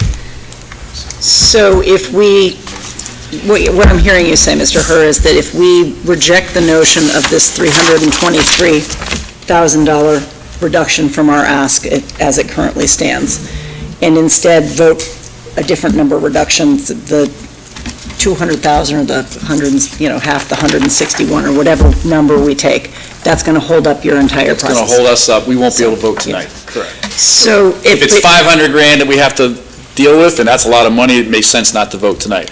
But I'm just saying 123 grand is .006. Is that the sixth number, or is it even less than that? That'll be .003. 3 roughly. So, and I hate to hold you guys up, because I know that, appreciate that you've come here tonight, but I still don't feel like I can support a budget that's $323,000 short of what people so passionately presented, and we whittled down from larger numbers to begin with. I don't know how my colleagues feel, that even knowing that it might push you out a little bit. Fair enough. We have no idea where it's going to come from yet. We don't, but we do know that it could come from the HCA. Right, which is the part I still don't quite understand. So are you saying that the budget for the school number would change based on the amount of that comes from the HCA? It was my understanding that our budget is, say 52 million, right? How we fund that, whether or not we use HCA money is a separate issue, but it doesn't change the 52 million, right? That's correct. So I guess I'm still wondering if the town meeting article could allocate, we're already bound by the restriction of spending that money on growth.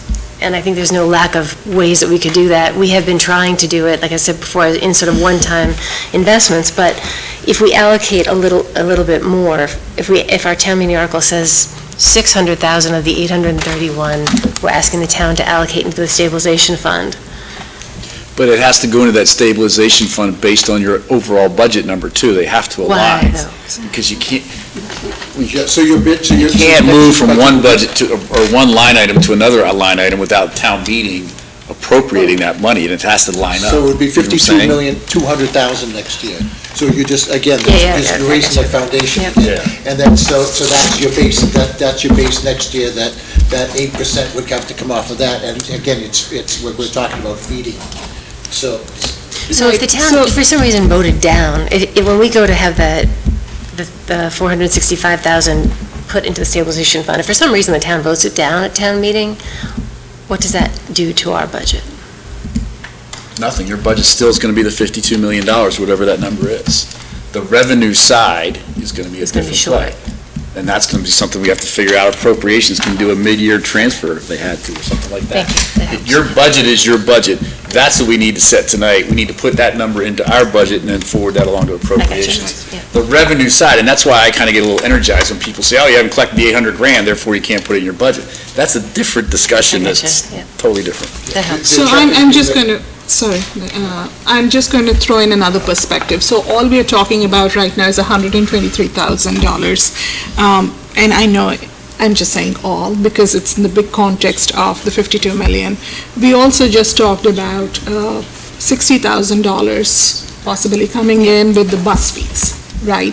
So we need to think about it, and again, I want to trust what Ms. Rothermick had said, and I think Professor Tyler had earlier alluded to. You're saying you're going to find the money, and, there are other aspects that you would be looking at. There might be teachers retiring, there might be funds freeing up. Again, I don't know where this 200,000 or wherever that gap gets filled from. I would like to understand that for sure.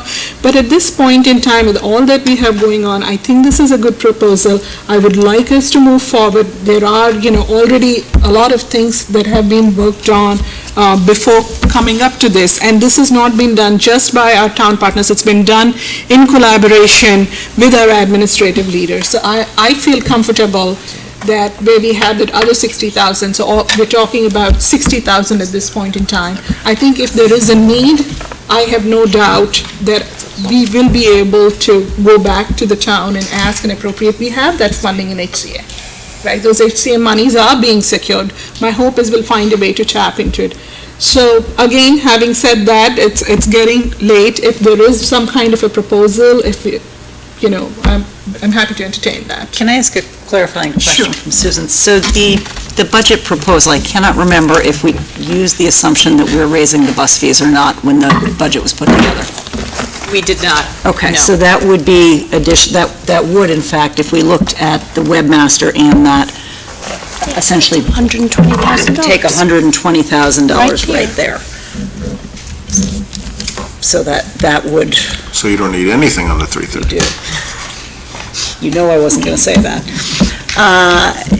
So if I can just be permitted a little bit of math here. So if we take the 323 and we subtract out the 120, we're left with basically 203 left, correct? So I still feel like 203 is a lot of money. Would you like the percentage? No, she would not, Brenda. And now that you've said that, I'm going to go with. Is that 60,000 just the busing students, or is it also parking? Just Because I have a feeling that the parking is going to be going up too. I have a feeling you have a feeling on the bus fee, on the parking fee. I've had a feeling on both of those for a while, but I've been quiet. issue with the parking. So Ms. Rothermick has the answer for that? That's just for busing. Yes. We did not take up parking this evening. So I don't think we want to assume anything that we haven't passed yet, but, so the gap then would stand, and that would be including to have another $203,000. I don't know what, I would like to hear from others, how much of that 203 you feel like this budget can have cut from it. We've already making the assumption we're already cutting the webmaster and taking into account we're getting the 60,000 because we need a number here. How much more do you guys feel like we can cut out of that?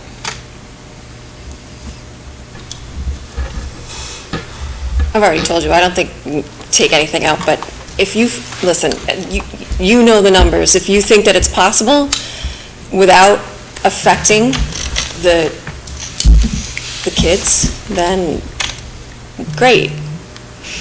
But I don't know. Do you think that? Well, Really? Everything is going to have an effect, right? But it can work. But it will have an impact on the students. Well, on something. On something, yeah, on students or on staff. Yeah, I've heard it a couple times tonight, and I'm just going to go back to something that, we talk about in the budget planning sessions, and I know that I've verbalized at least the last 3 years, is we've got some really, really highly paid professionals that are sitting around the table. And I know that when I joined the Board of Selectmen and Mr. Khumalo joined the town, I had to force myself in the first year to trust his professional expertise and also to admit that I had none. I know that that's not the case for all of you, but nonetheless, we hire these professionals to do this. It's their butts that are on the line if the strategic direction that your board sets isn't being kept and managed properly. Just like Mr. Khumalo, the Board of Selectmen sets a strategic direction for the town, and Mr. Khumalo is the one who needs to execute. And when Mr. Kamalo in the past years has, come to us and said, okay, we're going to take this much from our proposed budget that I had been planning and move it over to this bucket, and sometimes it's to the schools, sometimes it's to something else. We've trusted him, and it has worked out. Certainly there are times where, things get a little bit lean here and there, and, maybe we end up, going to a 2 trash barrel solution or, something like that. But in the end, we kind of hand the trust over to him. And so I'm a big believer in that. I know that the town pays well at all levels, ranging from employees who are helping at street level right up through the administrative levels. And I'm a proponent of letting them do what they're getting paid for. And if they're saying they can do something, trust them in that. And we could always raise the parking fee to help out, right? I said, I got a feeling. And now you've got me digging back through the whole budget here. So the athletes are going to send a hit squad after me, but there is an assistant middle school football coach being proposed to quite a sweet number. Is that necessary for the welfare of the students? I would think for the safety of the number of students on. Couldn't be a volunteer parent? I mean, is it even ethical to let middle schoolers play tackle football? And I think that's why, I don't want to get involved in your ethical arguments. I want to go home. I'm just saying. I've been involved in meetings with the town all week till 10 o'clock, 11 o'clock at night. If you gave us the money, we'd be done. Mr. Tedson, we're going to let Ms. Rothwick answer. Amanda threw out the number 52 million. I like that number. We're going to let Ms. Rothwick respond to the question. No, I think just, out of respect to the directors, we will ask them all to go through their budgets, so. So would moving another 100 from the stabilization fund, I'm going to get thrown anything thrown at me from Mr. Kamalo because this is going to delay it, and same thing with appropriations. I would be more comfortable if we took another, and I hate using one-time fees, but. It's again, saying we're going to stick to it, it wasn't supposed to be a negotiation, but it's great that we're doing it. But, if you just take the hard line, we can't move that 323 to Mr. Kerr's point, we can't go to town meeting with the 323 if there's going to be one, or where it's going to be, or what's going to happen. And that's. But, and I'm just speaking as one member of the four of us that are here. So, Mr. Katina, I respect what you're saying. Nancy, I hear you. I think we all want it fully funded, not just here, but also in the town. So, in fact, we want more. Right? Don't we? Don't we want smaller classroom sizes? It'd be great to be able to do that. But we are here. We have a big issue townwide that we are looking at and addressing. I think it's time to move this forward either which way. If we make a motion, if it fails, we figure it out. So I would like to entertain a motion if anyone wants to make a motion on the budget as has been presented, or any kind of amendments. Please. I'll make a motion. Thanks, Amanda. I'll make a motion to move ahead with the budget as presented. So the 323 less than what we originally asked. Yes, I think I heard the debate. I mean, honestly, if I'm being fully honest, my concerns are more on the revenue side. Looking at what the state is going to face with coronavirus, looking at what, we have, I have a lot more concerns on the revenue side. At this point, that's going to be a big shared problem. But given where we are, given the potential opportunities, although I really think that student data expert / webmaster is an important position. But I think given what we've talked about, I think that we probably can find the money. We have made significant cuts on the municipal side, and that doesn't go without notice. And I know that there are a lot of asks that have been turned away, and I hear that too, and I appreciate that. As a citizen, I worry about that as well. So I will make a motion to move it as presented. Second. Okay, motion by Amanda, second by Meg. maybe we'll do a roll call vote. Aye. Aye. Jen? I'm going to vote no. Okay, Nancy? No. I'm a yes. So it moves forward with a 3-2, and so it passes. So with that, we can take a vote. So Okay, so the chair will entertain a motion. I'll make a motion that we pass on the budget to appropriations as presented by Mr. Cavallo on Tuesday, or as it stands. On March 10th, the one that was presented. Is March 10th the correct date, Mr. Kamala, or has it evolved since then? It's March 10th. March 10th. And the March 10th number is going to be the 323 differential here? Correct. So we have a motion and it was seconded. Further discussion? Hearing none. All in favor? Aye. All opposed? Abstained? Carries. You did it. Thank you, everyone.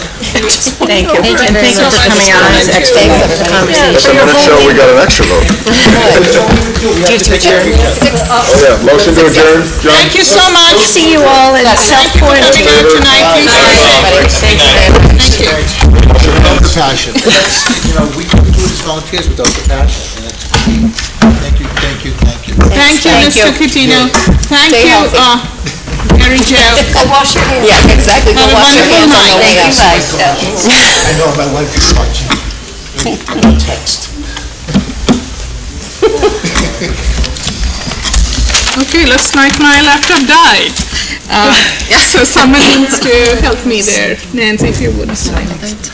Okay, so the next item on the agenda is 6C, COVID-19. Dr. Kavanaugh. Okay. Thank you, Nancy. All right, I just have a very quick update on COVID-19. As you know, I've been sending things out as they come to me. I had a conversation with Mr. Bishop this morning where we said we were really living day by day with this, but now it's almost hour to hour. Things are changing all the time.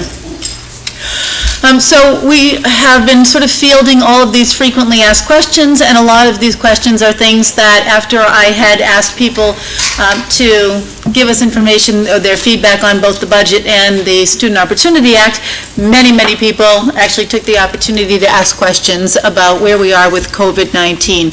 So a lot of people are asking, when are we going to go to online learning? Tomorrow morning, there's a conference call with Jeff Riley, the Commissioner of Education. What was originally told to school districts is that you could only be an online learning district if you were also one of the districts who had been approved for the alternate learning days, which may also be sort of known as blizzard bags. And we were not a district that had prepared for learning through the blizzard bag method. So as of last Friday afternoon, he had said no, that was not going to be okay. I am wondering if since then he has changed his mind. And if he has, we will certainly work with our teachers to get people to a place where we are able to deliver the best possible instruction remotely that we can. I always say to people, there's absolutely no substitute for good face-to-face teaching where students are in a classroom with another human being, but if we have to do something electronically, we will do that. People will also ask me, how are we going to make up all of this time? At this point, what the Commissioner has said is that districts will need to go to their 185th day, and that would be a hard stop.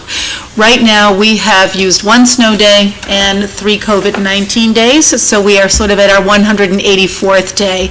I believe that the 184th day would be Tuesday, June 22nd. My guess is that we are going to end up with a hard stop on Wednesday, June 23rd. If you've been following what all of the other districts are doing, many have closed for the next 2 weeks for a given week with an opportunity to extend. Some have closed all the way through April. People are really having difficulty now navigating this. The next question, how will I know if a positive or presumptive positive person has been in contact with my child? And I would say that the true answer to that is we really never know whether a positive or a presumptive positive person has been in contact with our teachers, with our administrators, our custodians, cafeteria workers, and our students. We have some ideas now who is presumptive positive, because there have been obviously people who have come forward and they've been tested and they have tested presumptive positive or positive. So we know who they are.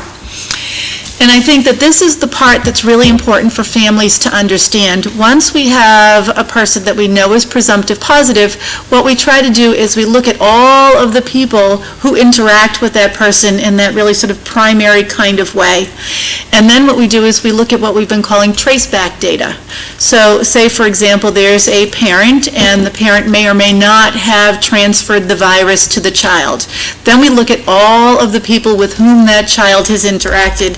And what happens with the Mass Department of Public Health or our local public health officials is they kind of take a look at all of those people and they say, you know, how high is the likelihood that the virus was transmitted from a person to another person? If the parent is identified as positive, but the children are not yet, you know, now you're kind of making a lot of guesswork right there. And so, you know, there are times when we would say that we're going to quarantine people. There are times when we would say we would just like you to watch for signs and symptoms. Are you running a low-grade temperature? Do you have sniffles? Are you having trouble breathing? Are you coughing? And all of those things are listed in the signs and symptoms. Our 6 nurses and Mr. McAuliffe and Casey Morrow, the town nurse, have been working really, really hard to reach out to families and let them know kind of where they land. And right now, there's still an awful lot of guesswork out there because more people are testing positive as days go by. So when families contact us and say, has every family now been notified? Probably the answer to that over the next several weeks will always be no. Because even today, you know, there are, when we first started this, we knew we had 2 people who were presumptive positive in Hopkinton.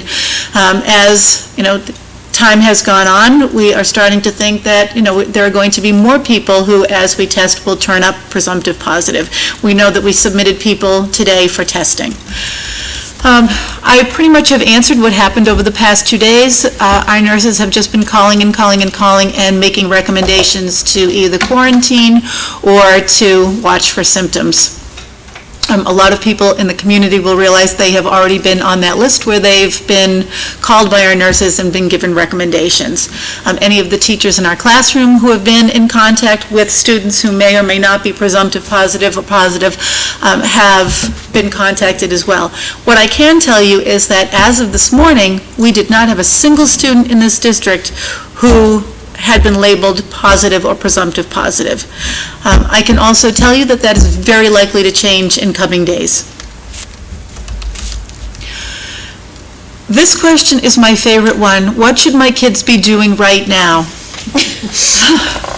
I know it's really difficult, but I will go back a month in time, and Mr. Keller had sent out a Scientific American article to his faculty and staff, and he also shared it with the administrators. And the nature of that article was people who are sort of kind of prepping for doomsday and running out and taking all of the toilet paper off the shelves. That's probably not nearly as important as doing 2 things. People should be kind of self-isolating and washing your hands. When we all met on Tuesday evening to have a conversation about closing school, and should we close for a single day, should we close for 3 days, should we close for a week, one of my big concerns when we had that conversation was, if we close school for Wednesday and Thursday and Friday, our students are going to be out in the community, going to each other's homes, having sleepovers, doing all of those social things that children do and that are very healthy for children to do. But I would argue that kids shouldn't be doing those things right now, because if there is a student who is carrying the virus, shows absolutely none of the signs or symptoms, but is interacting with other kids, that really thwarts all of the efforts that we're making to close our schools to contain that virus. So I would say to parents, please do as much as you can to practice that kind of isolation. I know it's very difficult. I know it's hard to say no to your children, but if you keep them kind of home and you keep them washing their hands, we have a much better chance of flattening that line, as we say, and thwarting the rapid spread of the COVID-19 virus. Another question we are getting nonstop, are we going to school on Monday? The answer to that is, I don't know. We will talk to the commissioner tomorrow morning. He may have guidance for us. There's another meeting of the town officials tomorrow afternoon at 2 o'clock. Our nurses are going to continue to work with the Department of Health in town and the town nurse. And we will just keep monitoring this thing and see if it gets much bigger or if it feels like we can contain it. And as I said, other districts have started that closing process for a very long period of time. I can certainly tell parents that we will let you know, before Monday morning. You're not going to get a surprise call, but right now on Thursday evening, without all of the data that we have in front of us and with enough time to get us to Monday, we're thinking that it would be I guess, wisest to take a little bit of time and try to assess where we are with things. I had already answered the question about when will we get out of school at this rate. Will we be in school on the 4th of July? We won't, but it certainly will extend our school year a little bit. I think I would be more concerned about how do we catch up in our curriculum. And that's, we are very lucky that our teachers are very invested, and a lot of very high-quality teaching and learning has already gone on this year. As for things like MCAS, we really have no idea what will happen. The first conversation we had with the commissioner a week ago, he said he may be coming and asking districts to push the MCAS date up. At this point... Up sooner or up? Sooner, yeah.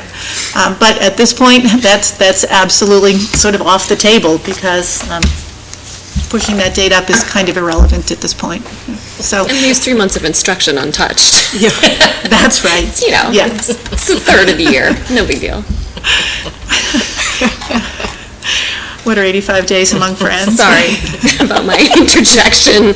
I'll rein it in. It's Please. okay. And I really do think it just speaks to the changing nature of this. A week ago, we thought we could move the MCAS dates up and sneak them in, and that we wouldn't have to go to online learning. Today, we are looking at who knows about the MCAS, and online learning seems like the best option at this point. So, and I don't know if there's anyone at home who had a question that they may have texted. I know I've been looking at my phone all evening, but I just feel like I have to keep watching, because we had suggested to people that if they had questions or concerns and wanted to put them out there, they could. So I don't have any questions, but there are comments that I have received that if folks would like to hear those. We are writing in support of continued school closures on a community map, as a community maps its response to the escalating COVID-19 pandemic. I know you are in a very challenging position, as are all community leaders, as we struggle with next steps on how to mitigate this public health crisis. The more we educate ourselves from trusted medical sources and frontline reporting from the countries hardest hit, the more it appears that the only responsible path forward is to limit any and all interaction. We will not be sending our children until we are confident that business as usual is a responsible choice from a public health perspective. We wish you the best in your very unenviable position of having to make these choices. This is it okay to read out the name, Dr. Kavanaugh? And it's a correspondence. yes, I think that's perfectly fine, sure. Yeah. Okay, it is from Greg and Jennifer Finland, 13 Conley Hill Road. I also have a message that I would like to read out. This is from a member of the senior citizens community who wrote, I hope that more consideration will be given to keeping the Hopkinton schools closed. Better to take action now rather than waiting until the coronavirus is totally out of control. Granted, the students are not at as great a risk, but they do bring the virus home. I am at risk because of my age, and my daughter-in-law has asthma. So, those are the two comments I received. Anything else anyone wants to add? Any questions? I think Dr. Kavanaugh covered most of what rumblings I've been hearing, so yeah. And I'm sure that folks appreciate you being proactive with a lot of this, letting folks know, you know, what's going on, so. We're trying to dole out as much information as we can, so Yeah, thank you. I appreciate that you put it too on the website, on the web pages for the schools and the district web page where you're putting, I know they're putting your letters up and your communications up. So if there's anyone in the community who may not have a student in school who wants to read the communications that go through listserv, you can find them mostly on the web page, right? Yes, absolutely, they're all there. And I did have a person who said to me, why is it that other school districts are telling us when there is a presumptive positive person in a school? And again, I want to reiterate that we didn't have that, we don't have that at this point in time. We do not have results from either the Massachusetts Department of Public Health or the CDC or even local information. And I'd like to say again that we are erring on the side of caution here. We are. Abundance of caution. We are taking guidance from all levels, really. And Dr. Kavanaugh, you still have a lot of work, a lot of people have the day off. Of course, it's not easy to figure out what to do with kids at home. Not easy at all. But you're still coming in every day. There are risks all around, so it's much appreciated, you and your team, all the people who are coming in, all the nurses who are continuing to do this work. We will continue to look for your recommendations as you find out through your conversations with Commissioner Riley and other health officials. I know we had offered as a school committee, we are on standby, available for any kind of emergency meeting that's needed in the upcoming days, weeks. Yes. So you have our full support. Thank you. Now, one other thing someone had asked is, do we believe that elementary report cards will go out on time? I have not heard that they won't, so I think that yes, you will get your elementary report card on time. Okay, great. Any other thoughts, comments? Okay. Excellent. So we will move on the agenda and try and quickly wrap it up because we've been out for quite a bit here. Reports, we don't have student council. Dr. Kavanaugh, do you have anything that you want to bring forward as part of your report? No, I think that this was kind of just wove it all into one big thing. I called it slides tonight. Okay. Excellent. Well, that catches us up then. Yeah, right. Yes, it does. Excellent. On the chair report, I have approved payroll warrant number 20018, and the warrant has been included in your packet. I have also approved warrant numbers 20-043, 20-044, 20-045, 20-046, and 20-047. The warrants have been included in your packet.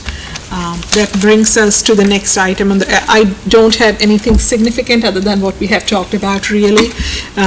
So I just want to move on to the next item on the agenda, liaison reports. Are there any that anyone wants to bring forth? Do you want to talk Pressing? about policy? Do you want me to? Sure. I told you were a rock star the other day. Go ahead. Gosh. What am I saying about? I'm off in COVID-19 land. So the policy subcommittee has been meeting frequently and working very hard, largely on the transportation policy.